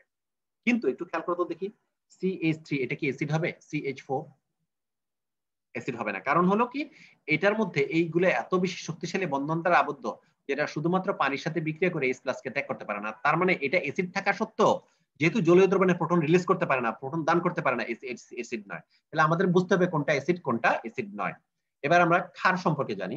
ক্ষার, তাহলে ক্ষার সম্পর্কে জানলাম সবগুলাই ক্ষার। তাহলে এখন আমরা দেখছি যারা জলীয় দ্রবণে OH আয়ন মুক্ত করতে পারে তারা হলো ক্ষার। এটা হলো আমাদের এই মতবাদের সাফল্য কি আমরা জানি। তাহলে যাদের মধ্যে অ্যাসিড আছে এবং হাইড্রোক্সিল মূলক আছে তারা অম্ল না ক্ষার পানির মধ্যে দিলে এটা সহজে এটার এক্সপ্লেনেশন দিয়ে দেওয়া যায়। এটা একটা খুব গুরুত্বপূর্ণ মতবাদ। আরেকটা ব্যাপার আছে, সেটা হলো তীব্র অ্যাসিড তীব্র ক্ষারের যে প্রশমন তাপ ধ্রুবক, অর্থাৎ হাইড্রোক্লোরিক অ্যাসিড সোডিয়াম হাইড্রোক্সাইড বিক্রিয়া করে যে হিট উৎপন্ন হবে সেটা হলো -57.34 কিলো জুল পার মোল। এই যে একটা ফিক্সড ইউনিট উৎপন্ন হয়, এটা একমাত্র আর্হেনিয়াস মতবাদ দ্বারা ব্যাখ্যা করা যায়, অন্য কোনো মতবাদে এটা ব্যাখ্যা করা যায় না। আবার এটা দ্বারা খুব সহজে জলীয় দ্রবণে H+ আছে OH- আছে, এটা অম্ল কি না ক্ষার সেটা তুমি সহজে ব্যাখ্যা করতে পারো। কিন্তু এটার অনেকগুলো সীমাবদ্ধতা আছে। দেখি আমরা এবার সাফল্য সম্পর্কে তো কথা বললাম, সীমাবদ্ধতা নিয়ে কথা বলি। আচ্ছা, সীমাবদ্ধতার মধ্যে আমরা কি কি জিনিস নিয়ে আসতে পারি দেখো। প্রথমে আমরা এটা বলতে পারি না এক নম্বরে, যেটার মধ্যে এটা জলীয় দ্রবণ ছাড়া অচল। তার মানে জলীয় দ্রবণ ছাড়া সে কি ধরনের প্রোটন দিবে না হাইড্রোক্সিল আয়ন দিবে বা কি করবে না করবে এটা সম্পর্কে মতবাদে ক্লিয়ার বলা নেই। তার মানে এটা একটা বড় ধরনের লিমিটেশন। এরপরে দেখো, আমরা জানি যে হাইড্রোজেন ছাড়াও এমন কতগুলো যৌগ আছে যারা অ্যাসিডের মতো ক্রিয়া করে, আবার হাইড্রোক্সিল ছাড়াও এমন কত যৌগ আছে তারা ক্ষারের মতো ক্রিয়া করে। এখন এই যৌগগুলোর ব্যাখ্যা অ্যাসিড আর ক্ষার এই মতবাদ অনুসারে ব্যাখ্যা করতে আমরা পারি না, ঠিক আছে। এরপরে দেখো এই জিনিসগুলো এখানে থাকলো, আর বাকিগুলো তোমরা একটু ভালো করে ডিটেইলস পড়ে নেবে, এটা হলো মূল পয়েন্ট। এবার একটু খেয়াল করো, অ্যাসিড ক্ষার মতবাদের পরে আমরা আর্হেনিয়াস মতবাদের পরে সেকেন্ড যে মতবাদটা আসতে চাচ্ছি সেটা হলো ব্রনস্টেড লাউরি মতবাদ বা প্রোটনিক মতবাদ। এটার নাম হলো ব্রনস্টেড লাউরি মতবাদ বা এটাকে বলে প্রোটনিক মতবাদ। তাহলে ব্রনস্টেড লাউরি মতবাদ বা প্রোটনিক মতবাদ, এই মতবাদে কি ব্যাখ্যা করা আছে এখানে। আগের মতবাদ যেটা অর্থাৎ আর্হেনিয়াস মতবাদ, ওখানে বলছে জলের উপস্থিতিতে অর্থাৎ পানির উপস্থিতিতে এই করবে সেই করবে, পানির এটা এটা হবে সেটা হবে, এটা অ্যাসিড এটা ক্ষার, ক্লিয়ার দিক নির্দেশনা দিয়েছেন। কিন্তু উনি এসে বললেন যে ভাই আমি একটা মতবাদ নিয়ে আসছি, সেই মতবাদে ব্রনস্টেড এবং লাউরি দুইজন মিলে, এটা একটা হাইফেন আছে, ব্রনস্টেড লাউরি দুজনের মিলে এই মতবাদটা দিয়েছেন। এই মতবাদটার মূল কনসেপশনটা হলো এরকম যে তুমি কোন একটা যৌগ, এটা জলীয় দ্রবণ প্রয়োজন নাই, কোনো না কোনো ভাবে সে প্রোটন রিলিজ করলে হবে, প্রোটন দিলে হলে অম্ল, আবার প্রোটন গ্রহণ করলে হলো ক্ষার। যেমন একটু খেয়াল করো, আমরা যদি অ্যামোনিয়া নেই, অ্যামোনিয়া প্লাস পানি, এখানে পানিটা পানি হিসেবে ব্যবহার করা, রাসায়নিক বিকারক হিসেবে ব্যবহার করা হয়েছে। এটা ব্যবহার করার ফলে দেখো আমরা যদি এরকম নিতে পারি অ্যামোনিয়াম হাইড্রোক্সাইড। আচ্ছা, অ্যামোনিয়াম হাইড্রোক্সাইডকে আবার যদি আমি ভেঙে ফেলি তাহলে দেখো এটাকে এরকম লিখতে পারি অ্যামোনিয়াম আয়ন প্লাস হাইড্রোক্সিল আয়ন। ওকে, তাহলে এটা একটু দেখো এখানে কি করলাম দেখো, আমরা এটার মধ্যে দেখলাম এই যৌগটার ক্ষেত্রে আমরা কি দেখলাম, আমরা দেখলাম যে অ্যামোনিয়া একটা প্রোটন পানি থেকে গ্রহণ করে অ্যামোনিয়াম আয়নে পরিণত হয়েছে। আবার একটু খেয়াল করো, অ্যামোনিয়া এটা থেকে একটা H+ গ্রহণ করে অ্যামোনিয়াম আয়নে পরিণত হয়েছে। আরেকটা জিনিস হলো এখন আর হাইড্রোক্সিল আয়ন একটা প্রোটন ত্যাগ করে, মানে পানি একটা প্রোটন ত্যাগ করে হাইড্রোক্সিল আয়নে পরিণত হয়েছে। তাহলে আমরা একটু দেখলাম যে কিভাবে প্রোটন একজন দিল, ও দিল আর ও নিল, ঠিক আছে। তাহলে এখন আমরা এখান থেকে একটু সংজ্ঞাটা ক্রিয়েট করার চেষ্টা করি। যে সকল রাসায়নিক পদার্থ প্রোটন গ্রহণ করবে তারা হলো ক্ষার, আর যারা প্রোটন দিতে পারবে তারা হলো অম্ল। তাহলে গ্রহণকারী হলো প্রোটন গ্রহীতা ক্ষার, এজন্য এটাকে বলো আমরা ক্ষার বল। আর প্রোটন ত্যাগকারী অম্ল, এই জন্য এটাকে আমরা অম্ল বলবো। ঠিক আছে, এই তাহলে এটা হলো আমার ব্রনস্টেড-লাউরি মতবাদ বা প্রোটনিক মতবাদ। এখানে কি লাগবে?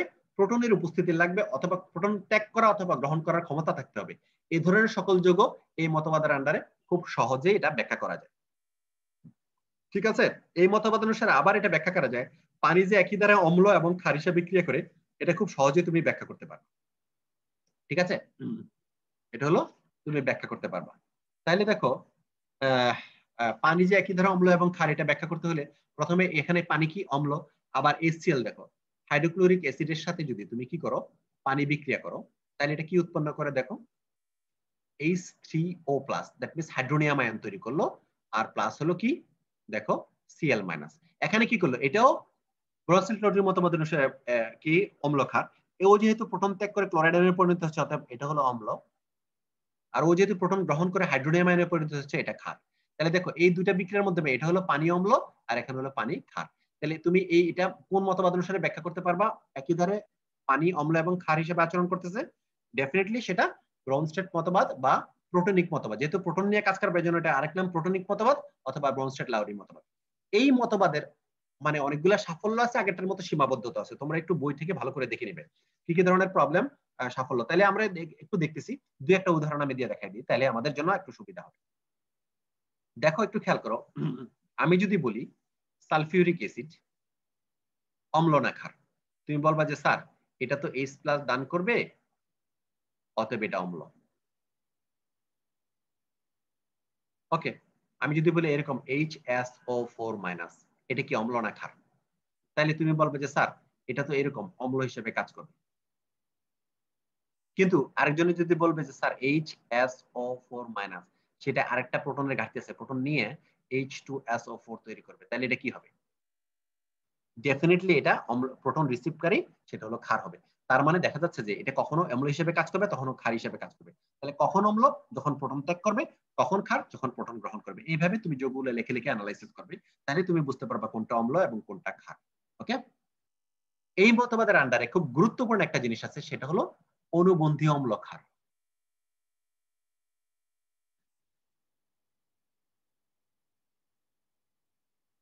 অনুবন্ধী, that means conjugated acid base. জিনিসটা কি? আবার ওই উদাহরণটা নিয়ে আসি।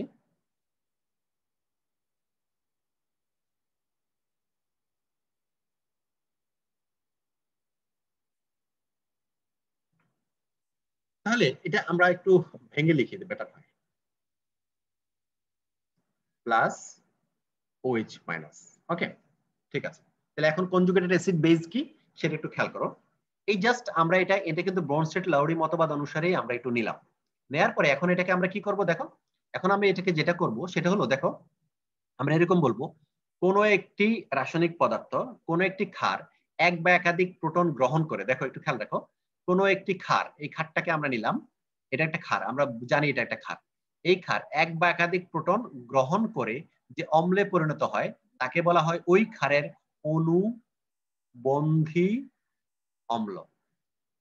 আচ্ছা, এটা যে অম্ল হচ্ছে একটা প্রমাণ দেই, সেটা হলো অ্যামোনিয়াম আয়ন খুব সহজেই প্রোটন ত্যাগ করে অ্যামোনিয়া +H+ পরিণত হয়। তাহলে যারা জলীয় মানে প্রোটন দিতে পারে তারা অম্ল, তাহলে এটা একটা অম্লে পরিণত হলো। তাহলে কি বললাম আমি, যে সকল রাসায়নিক পদার্থ বা ক্ষার এক বা একাধিক প্রোটন ত্যাগ করে গ্রহণ করে অম্লে পরিণত হয়, তাকে বলে ওই ক্ষারের অনুবন্ধী অম্ল।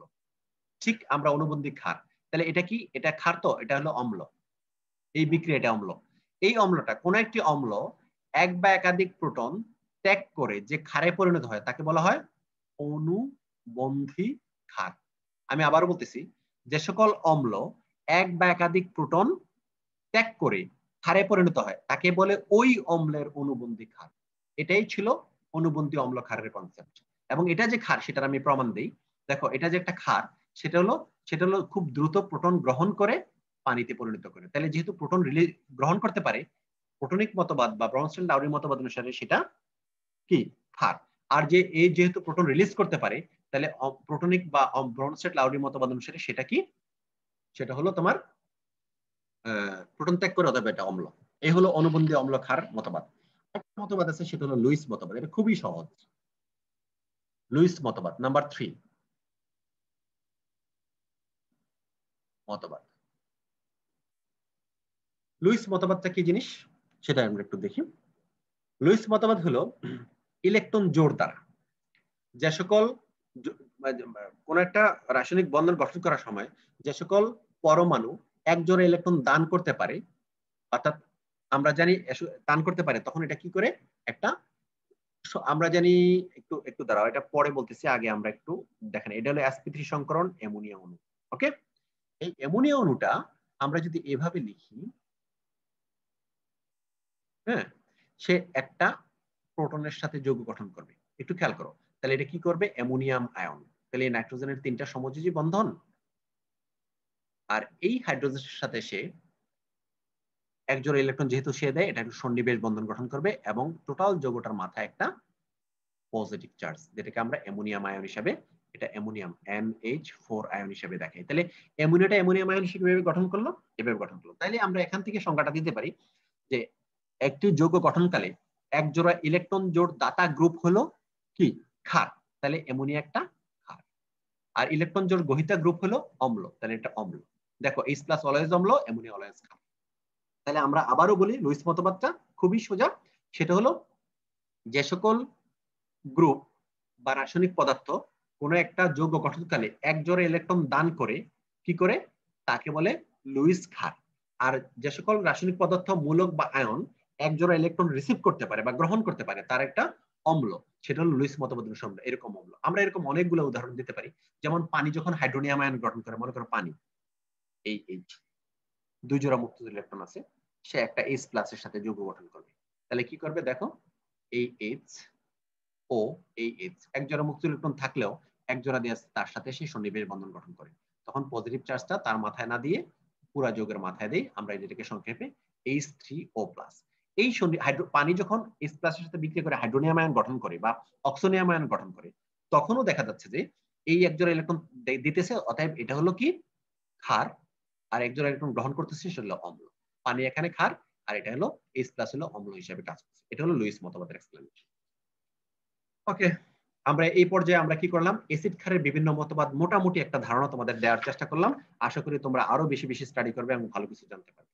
এবার আমরা পানি এবং তার বিভিন্ন প্যারামিটার সম্পর্কে জানার চেষ্টা করব।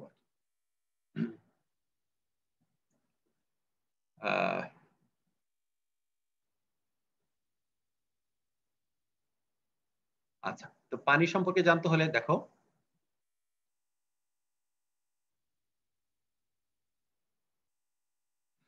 আমরা প্রথমে যে জিনিসটা আমরা দেখাতে চাচ্ছি সেটা হলো পানির যে বিভিন্ন প্যারামিটার। পানির বিশুদ্ধতার মানদণ্ড নির্ণয় করতে গেলে আমরা কতগুলো জিনিস জানি। সেটা হলো প্রথমে আমরা জানি পিএইচ, তারপরে আমরা পরে পরে জানি ডিও, তারপরে হলো বিওডি, তারপরে হলো সিওডি, তারপর ফাইনালি হলো টিডিএস। আচ্ছা, আমি সংক্ষিপ্তভাবে এগুলো নিয়ে তোমাদের কথা বলতেছি, এগুলো নিয়ে তোমরা বিস্তারিত পরে পড়ে নিবে। দেখো, পানি, পানির অপর নাম জীবন। পানি ছাড়া কোনো মানুষ তো মানুষই, অন্য কোনো প্রাণীও পানি ছাড়া বসবাস করতে পারে না। মঙ্গল গ্রহে যে অভিযানগুলো চলে, অথবা বিভিন্ন জায়গায় যে অভিযানগুলো, চাঁদে যে মানুষ নভোযান পাঠায়, তার একটা মাত্র উদ্দেশ্য, প্রথমে খুঁজে এখানে পানি এখন ছিল কিনা, অথবা এখন না থাকলেও প্রাগৈতিহাসিক হাজার বছর কোটি বছর আগে এখানে পানির কোনো অস্তিত্ব ছিল কিনা। যদি পানি থাকে তাহলে প্রাণীর অস্তিত্ব থাকে এবং ভবিষ্যতে থাকা সম্ভব হবে বা অতীতে ছিল, এটা খুঁজে। তার মানে পানিটা খুব গুরুত্বপূর্ণ জিনিস। সেই পানিটা, এই পৃথিবীতে অনেক ধরনের পানি দেখি, আমাদের পৃথিবীতে যে পানি আছে তার 97% পানি হলো লবণাক্ত, যেটা মানুষ খেতে পারে না বা ব্যবহার করতে পারে না। এই 3 ভাগের মধ্যে মাত্র 1 ভাগেরও কম পানি মানুষ পান করতে পারে। তার মানে সুপেয় পানির খুবই অভাব। এই পানিগুলা মানে ভালো আছে কিনা, অর্থাৎ মানুষের ব্যবহার উপযোগী আছে কিনা, আমরা এই প্যারামিটার গুলা দিয়ে আমরা এটাকে জাজমেন্ট করতে পারি। প্রথমে আমরা পিএইচ বলি। পিএইচ আমরা জানি কোন একটি দ্রবণে হাইড্রোজেন আয়নের মোলার ঘনমাত্রার ঋণাত্মক লগারিদমকে পিএইচ বলে। তাহলে পিএইচ হলে কি? পানির পিএইচ হলো 7 এবং 7 এর কাছাকাছি, 7.0 অথবা তার কাছাকাছি, একটু সামথিং 6 পয়েন্ট, মনে করো 6.67 এই টাইপের থেকে শুরু করে এদিকে 7 পয়েন্ট মনে করো 5 পর্যন্ত, এরকম একটা রেঞ্জের মধ্যে দৌড়াদৌড়ি করবে। এটুকু আমরা ব্যবহার করতে পারি। কিন্তু এর চেয়ে বেশি যদি পিএইচ ডিটোরিয়েট করে, তাহলে আমরা বুঝবো যে একদম কমে গেলে পিএইচ যদি 3.5 এর নিচে চলে যায়, তীব্র অম্লধর্মী হয়ে যাবে। এবং অর্থাৎ পিএইচ যদি ট্যানের উপরে চলে যায়, তীব্র খাদ্যধর্মী হবে, এখানে জলজ জীব এবং পানি এবং মানুষ পান করতে পারবে না, এটা আমাদের জন্য ক্ষতিকর। তাহলে পিএইচটা খুব গুরুত্বপূর্ণ জিনিস, তাই না? একটা জিনিস। তারপরে পিএইচ ডিও বিওডি সিওডি তে যাওয়ার আগে কয়েকটা জিনিস আমরা জেনে নিই। পানির আরো কিছু বিষয় আছে। এই যে আমরা পানি পান করি বা ব্যবহার করি, গোসল করি বা অন্যান্য ধোয়া পাকলার কাজে ব্যবহার করি, এই জিনিসগুলোর জন্য আমাদের দুটো জিনিস জানতে হয়। পানির ক্ষরতা। ক্ষরতা হলো পানিতে যে এই যে বিভিন্ন রকমের লবণ থাকে, পানি তো শুধু H2O না, এর মধ্যে বিভিন্ন রকমের যৌগ রাসায়নিক পদার্থ থাকে। কি কি রাসায়নিক পদার্থ থাকে? পানির মধ্যে দেখো বিভিন্ন calcium chloride, magnesium chloride, calcium sulphate, magnesium sulphate, হাবি যাবে অনেক লবণ থাকে। সোডিয়াম ক্লোরাইড তো মানে দেখো একটু সমুদ্রের পানি থেকে আমরা সোডিয়াম ক্লোরাইড নেই, সোডিয়াম ক্লোরাইড ছাড়াও বিভিন্ন রকমের ক্লোরাইড, সালফেট, লবণে ভরপুর। তাহলে কিন্তু আমাদের এই সুপেয় পানির মধ্যে দেখা যাচ্ছে বিভিন্ন ধরনের আয়ন আছে, এটা মানুষ বেঁচে থাকার জন্য দিয়েছে। এখন এই আয়নগুলো যদি না থাকে, শুধুমাত্র H2 হইতো, মানুষ একদিনেই মারা যেত। কারণ সোডিয়াম না হলে তার হার্ট পাম্প করবে না, পটাশিয়াম না হলে ব্রেন কাজ করবে না। তার মানে কোনো না কোনো ভাবে এগুলো আমাদের আয়নগুলো দরকার। তাহলে এই আয়নগুলা কতটুকু থাকবে না থাকবে সেটার উপর ডিপেন্ড করবে পানির বিশুদ্ধতা। এখানে একটু বলা আছে, সেটা হলো পানির ক্ষরতা। ক্ষরতা হলো দুই ধরনের, একটা হলো স্থায়ী ক্ষরতা, হলো অস্থায়ী ক্ষরতা। ক্ষরতা কি জিনিস? ক্ষরতা হলো এরকম জিনিস, মনে করো আমরা যে জিনিসটা সহজে যেটা আমাদেরকে বোঝানো হয় ক্ষরতা দিয়া, ক্ষরতা বুঝাইতে গেলে, সেটা হলো পানির মধ্যে যদি আমি একটা সাবান দিয়া কাপড় কাচতে চাই, তাহলে কোনো কোনো পানির মধ্যে দেখছে সাবান ক্ষয় হয়ে যাচ্ছে কিন্তু কোনো ফেনা উঠতেছে না, তুমি ময়লা পরিষ্কার করতে পারছো না। আবার দেখা যাচ্ছে যে কোন একটা পানির মধ্যে আমি সাবান ঘষতেছি, অল্প সাবানে অনেক ফেনা, এটাকে বলে মৃদু পানি। আর আরেকটা হলো যেটাতে উঠতেছে না, সেটা হলো ক্ষর পানি। মৃদু পানি হলো ওই লবণ পরিমাণ গুলো খুবই কম, এটা সাবানকে ডিস্টার্ব করতেছে, সাবান ফেনা উঠাচ্ছে এবং ময়লা পরিষ্কার করতেছে। আর মৃদু পানির গুলো কিছু কিছু লবণের উপস্থিতি, এই ক্ষর পানিগুলা। ক্ষর পানিগুলা ক্ষরতা আবার দুই ধরনের, কিছু আছে অস্থায়ী ক্ষরতা এবং স্থায়ী ক্ষরতা। অস্থায়ী ক্ষরতা কি জিনিস? ক্যালসিয়াম ম্যাগনেসিয়ামের যদি কার্বনেট লবণ থাকে, যেমন ক্যালসিয়াম কার্বনেট, খেয়াল রাখো, ক্যালসিয়াম কার্বনেট লবণ, এটা যদি থাকে, এটা হলো অস্থায়ী ক্ষরতা। ম্যাগনেসিয়াম কার্বনেট কার্বনেট লবণ থাকে, এটাকে জাস্ট হিট যদি দাও, calcium oxide plus carbon dioxide হিসেবে উড়ে যাবে, CO2 হিসেবে উড়ে যাবে, ক্যালসিয়াম অক্সাইড হবে। দ্যাট মিন্স এটা তোমার সহজে ত্যাগ করা যাবে। কিন্তু স্থায়ী ক্ষরতা যদি হয়, ক্যালসিয়াম ম্যাগনেসিয়ামের সালফেট ক্লোরাইড লবণ যদি থাকে, ক্যালসিয়াম আয়ন, ম্যাগনেসিয়াম আয়ন আর অন্যান্য আয়নের কি সালফেট, ক্লোরাইড, এরকম যদি অন্যান্য কার্বনেট ছাড়া বাকি লবণগুলো থাকে, তাহলে স্থায়ী ক্ষর হয়। স্থায়ী ক্ষর হলে বাবার বিভিন্ন রকমের রাসায়নিক পদ্ধতি এবং মেকানিক্যাল পদ্ধতি দ্বারা, যেমন আমরা কি করতে পারি, এটার মধ্যে পারমুটিক পদ্ধতি নিতে পারি, বিভিন্ন রকমের পদ্ধতি এবং কেমিক্যাল পদ্ধতিতে এটা আমাদের আলাদা বিশুদ্ধ করতে হয়। তাহলে আমরা মোটামুটি ক্ষরতা এবং স্থায়ী ক্ষরতা, অস্থায়ী ক্ষরতা সেখানে সংক্ষিপ্তভাবে আলোচনা করলাম। এবার আসবো আমাদের হলো পানির, আমরা ডিউ নিয়ে কথা বলবো। ডিউ কি জিনিস? ডিউ হলো ডিজলভ অক্সিজেন। ডিজলভ অক্সিজেন কি জিনিস, এটার আমাদের স্টাডি করার প্রয়োজন কি? দেখো, পানির মধ্যে অনেকগুলো জলজ জীব বসবাস করে, তাদের জন্য অক্সিজেন দরকার। সেই অক্সিজেনগুলো সে বাতাস থেকে নিতে পারে না। পানিতে যে দ্রবীভূত অক্সিজেন, সেটা হলো ডিজলভ অক্সিজেন। এই দ্রবীভূত অক্সিজেন নেয়। এই দ্রবীভূত অক্সিজেনের একটা মাত্রা আছে, সেই মাত্রাটা নির্ধারণ করে এটার মধ্যে এই পানির বিশুদ্ধতা কত। দেখো, ডিজলভ অক্সিজেনের মাত্রা 4 থেকে 8 ppm পর্যন্ত হলে, ppm মানে মিলিগ্রাম পার লিটার বা ppm পর্যন্ত হলে এটা হলো বিশুদ্ধ পানি। আর যদি একদম ফিক্সড বলো, তাহলে 6 ppm বলতে পারো, মানে এটা যোগ করে 2 দিয়ে ভাগ দিলাম, তাহলে এখানে 6 ppm। ডিজলভ অক্সিজেন যদি এটা থাকে, তাহলে যে কোনো প্রাণী খুব সুন্দর সুষ্ঠুভাবে বসবাস করতে পারে। ইভেন মানুষ এই পানিটা খুব ভালোভাবে ব্যবহার করতে পারে, অন্য কোনো ডিস্টার্ব হয় না। তার মানে এটা দিয়ে আমরা বুঝি, এটুকু ডিও যদি থাকে, তাহলে আমরা বুঝতে এই পানিতে মরা, গলা, পচা এবং বাজে কিছু জিনিস সহজে থাকার কথা না, থাকলে এটার ppmটা চেঞ্জ হয়ে যায়।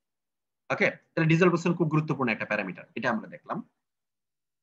আরেকটা কথা আমি বলে নিই প্রসঙ্গক্রমে, সেটা হলো, দেখো কোন একটা পানি বিশুদ্ধ কিনা চোখে দেখে অনেক সময় বোঝা যায় যে এটা আসলে ব্যবহারযোগ্য কিনা। দেখো, নর্মাল পানি কিন্তু কালারলেস, কিন্তু তুমি দেখা যায় এক গ্লাস পানি রেখে দিলা, কিছুক্ষণ পরে দেখলে সবুজ, বেগুনি, নীল, কালো, লাল হয়ে গেছে। তার মানে হলো এটা এর মধ্যে কোনো কেমিক্যাল কন্টামিনেশন আছে। কেমিক্যাল কন্টামিনেশন না থাকলে এটার কালার চেঞ্জ হতো না। তার মানে কালারটাও খুব গুরুত্বপূর্ণ একটা ফ্যাক্টর। এরপর দেখো বিউটি। বিউটি হলো, দেখো বিউটিটা হলো এখানে যে জিনিসটা হলো বায়োকেমিক্যাল অক্সিজেন ডিমান্ড। এটা কি জিনিস? এটা হলো, দেখো এই যে পানির মধ্যে কতগুলো জৈব রাসায়নিক পদার্থ থাকে না, জৈব যৌগ থাকে, এই জৈব যৌগ পানির মধ্যে যে মানে মানে কতগুলো অনুজীব থাকে, অনুজীবগুলো জৈব যৌগ খাওয়ার জন্য তার অক্সিজেন প্রয়োজন। এটা হলো বায়োকেমিক্যাল অক্সিজেন ডিমান্ড। অর্থাৎ পানিতে এটার মান দিয়ে আমরা বুঝতে পারি, বিউডির মান দিয়ে আমরা বুঝতে পারি এই পানির মধ্যে, নমুনা পানিতে আমি যে স্যাম্পলটা ওখান থেকে কালেক্ট করব, সেই পানির মধ্যে আসলে জৈব দূষকের পরিমাণ কতটুকু আছে। যদি বেশি পরিমাণ জৈব দূষক থাকে, তাহলে ডিউ বেশি পরিমাণ ব্যবহার করে খাবার ব্যবহার করবে, তাহলে ডিউর পরিমাণটা কমে যাবে, চেঞ্জ হয়ে যাবে। তো চেঞ্জ হয়ে গেলে আমরা কি বুঝবো, এখানে বিউডি মাপতে গিয়ে আসলে আমরা ডিউ মাপি, বিওডি মাপতে গিয়ে আসলে বায়োকেমিক্যাল ডিমান্ড আমরা ডিও মাপি। তো ডিও মাপতে গিয়ে যখন আমরা দেখি যে এটার চেয়ে কমে গেছে অথবা আশঙ্কাজনকভাবে বেড়ে গেছে, তখন আমরা বুঝবো যে এই পানিটা দূষিত পানি, এটার মধ্যে জৈব দূষকের পরিমাণ মাত্রাতিরিক্ত আছে, এটা আমরা ব্যবহার করতে পারবো। এবার আসো সিওডি। সিওডির মধ্যে এখন একটু খেয়াল করো, আমি লিখি বিওডি, এটার মধ্যে শুধুমাত্র জৈব দূষক মাপা যায়, জৈব দূষকের পরিমাণ মাপা যায়। আর সিওডি হলো chemical oxygen demand. Chemical oxygen এটা হলো জৈব প্লাস অজৈব দূষক। জৈব দূষক তো বুঝলাম, মানে বিভিন্ন রকমের কোন প্রাণী দেহ বা এরকম কার্বোহাইড্রেট জাতীয় পদার্থ আছে কিনা। অজৈব দূষক আমরা কি বুঝবো? অজৈব দূষক মানে এটার মধ্যে ক্যালসিয়াম, ম্যাগনেসিয়াম, অন্যান্য আয়ন গুলো আছে কিনা, সেগুলো কতটুকু আছে সেটা হলো আমরা জানবো। এখন মনে করো আমাকে যদি শুধুমাত্র অজৈব দূষক বের করতে হয়, তাহলে প্রথমে বিওডি নির্ণয় করতে হবে, সিওডি নির্ণয় করতে হবে। দুইটা থেকে আমরা কি ক্যান্সেল করব? এই জৈব দূষক বিয়োগ দিয়ে অজৈব দূষকের পরিমাণ নির্ণয় করব। তাহলে এটা বিয়োগ দিতে হবে, ঠিক আছে? তাহলে আমরা সিওডি দিয়ে কি কেমিক্যাল অক্সিজেন ডিমান্ড, এটা জৈব প্লাস অজৈব দূষকের মোট পরিমাণ পাওয়া যায়। তাহলে এখানে ওটাও আবার ওই নির্ণয় করা। এখন আমরা একটু ধারণা দিই আসলে বিওডিটা কিভাবে নির্ণয় করা হয়। খেয়াল করো, বিওডি নির্ণয়ের সিস্টেম হলো, কোন একটা ধরো কর্ণফুলী থেকে, তো নদী থেকে তুমি একটা পানির এনে বিওডি নির্ণয় করবা। তো এরকম একটা বিওডি বোতল থেকে নিতে হয়। ধরো কর্ণফুলীর মাঝ নদী থেকে, এখানে কতগুলো ইন্ডাস্ট্রি আছে, সেখান থেকে তুমি পানি নিলা, বোতলটা গিয়া নৌকা দিয়া মাঝখানে গেলে ডুবাইয়া, এখান থেকে একদম ডুবন্ত অবস্থায় ঝিপি লাগাইয়া পানি নিয়ে আসলো। এনে তাৎক্ষণিকভাবে অ্যাজ আর্লি অ্যাজ পসিবল এটা কি করবা? এটার মধ্যে প্রথমে এটার ডিওটা নির্ণয় করবা। কোথায়? তাৎক্ষণিকভাবে এটার ডিও নির্ণয় করবা একদম ল্যাবরেটরিতে আনার সাথে সাথে। আর এরকম আরেকটা বোতল নিয়ে আসছিলে, সেটা মানে ফ্রিজে চিলারে রেখে দিলা, ফ্রিজে ডিপ ফ্রিজে না, চিলারে বিলো 10 ডিগ্রি সেন্টিগ্রেড টেম্পারেচার, ওখানে রেখে দিলা 5 দিন পর পর তাহলে কি করবা? ওখানে আবার ডিও নির্ণয় করা, সেম এই বোতল থেকে, এরকম আরেকটা বোতল থেকে ওটার মধ্যে বিয়োগ করলে তুমি বুঝবা যে এটা জৈব দূষকের বিওডি কত আছে। দ্যাট মিন্স ওখান থেকে ক্যালকুলেশন করে আমরা জৈব দূষকের পরিমাণ নির্ণয় করতে পারি। কেমিক্যাল কম্পোজিশনের ক্ষেত্রে যেটা হয়, সিওডির ক্ষেত্রে যেটা হয়, সিওডির ক্ষেত্রে এটা 5 দিন বসে থাকে না। তুমি প্রথমে এসে ডিও নির্ণয় করবা, তারপরে এই জিনিসটার জন্য আমরা জারক পদার্থ কৃত্রিম ভাবে দেয়। এখানে কৃত্রিম ভাবে দেওয়া হচ্ছে পটাশিয়াম ডাইক্রোমেট প্লাস সালফিউরিক অ্যাসিডের 1:1 মিশ্রণের সলিউশনটা দেওয়া হয়। তো ওখান থেকে যে অক্সিজেন পাওয়া যায়, এটা জারক পদার্থ পাওয়া যায়, ওখান থেকে জারিত হইতে কতটুকু কি রাসায়নিক পদার্থ ব্যবহৃত হয়, ওই রাসায়নিক পদার্থ দিয়ে আমরা টোটাল সিওডির পরিমাণ নির্ণয় করি। পরে বিওডি থেকে সিওডি বের করে অজৈব দূষকের পরিমাণটা নির্ণয় করি। এই হলো আমাদের মোটামুটি ঘটনা। আরেকটা জিনিস আসলে টিডিএস। টিডিএস কি জিনিস? টিডিএস হলো টোটাল ডিজলভ সলিডস।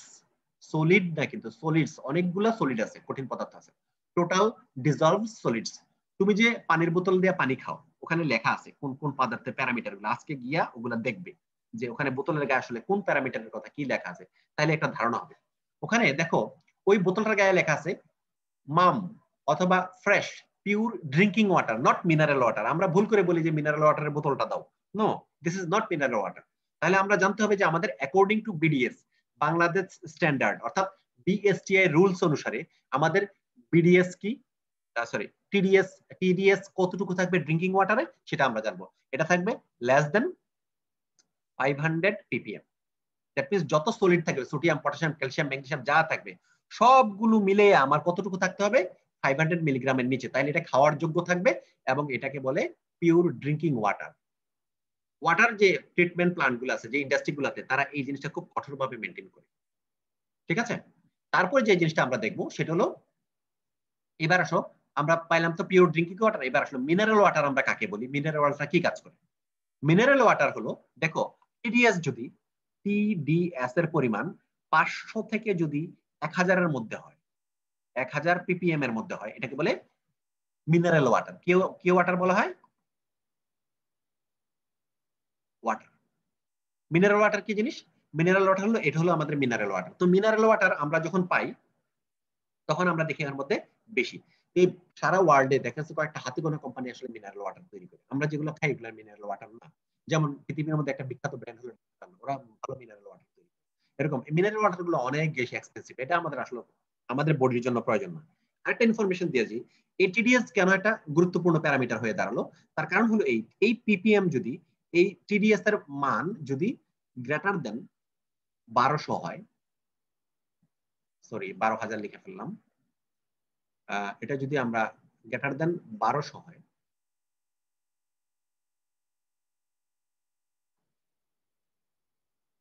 1200 ppm হয়, এর বেশি হয়ে যায়, এটা যে কোনো জীবের জন্য অ্যাজ ওয়েল এজ মানুষের জন্য পয়জন। দ্যাট মিনস এটা আমরা খেতে পারবো না। তাহলে বুঝছো তো পিএইচ কেন জানা জরুরি পানির, ডিউ কেন জানা জরুরি, বিওডি কেন জানা জরুরি, সিওডি কেন জানা জরুরি, টিডিএস কেন জানা জরুরি। এটা হলো আমাদের একটা বিশুদ্ধ পানির বিশুদ্ধতা নির্ণয়ের প্যারামিটার গুলো হলো এটা। তো প্রিয় ছাত্রছাত্রীরা, আমি অনেক দ্রুত চেষ্টা করছি, কারণ আমাদেরকে টার্গেট দেওয়া হয়েছিল যে মোটামুটি তোমাদের নতুন পরিবর্তিত পুনর্বিন্যাসকৃত 2021 সালে যারা পরীক্ষা দেবে ইন্টারমিডিয়েট, তাদের পুনর্বিন্যাসকৃত সিলেবাস যেটা প্রণয়ন করা হয়েছে সেই অথরিটি কর্তৃক, সেই এসএসসির সিলেবাস অনুসারে যাতে টপিক গুলা নিয়ে আসে। আমার জানা মতো আমার সিলেবাসে যতটুকু বিষয় আছে ততটুকু বিষয় আমি মোটামুটি বেশ ভালোভাবেই আমি টাচ করার চেষ্টা করছি। তাহলে তোমাদের আজকে অর্থাৎ প্রথম চ্যাপ্টার পরিবেশ রসায়নের অংশটাকে আনুষ্ঠানিকভাবে সমাপ্ত ঘোষণা করবে।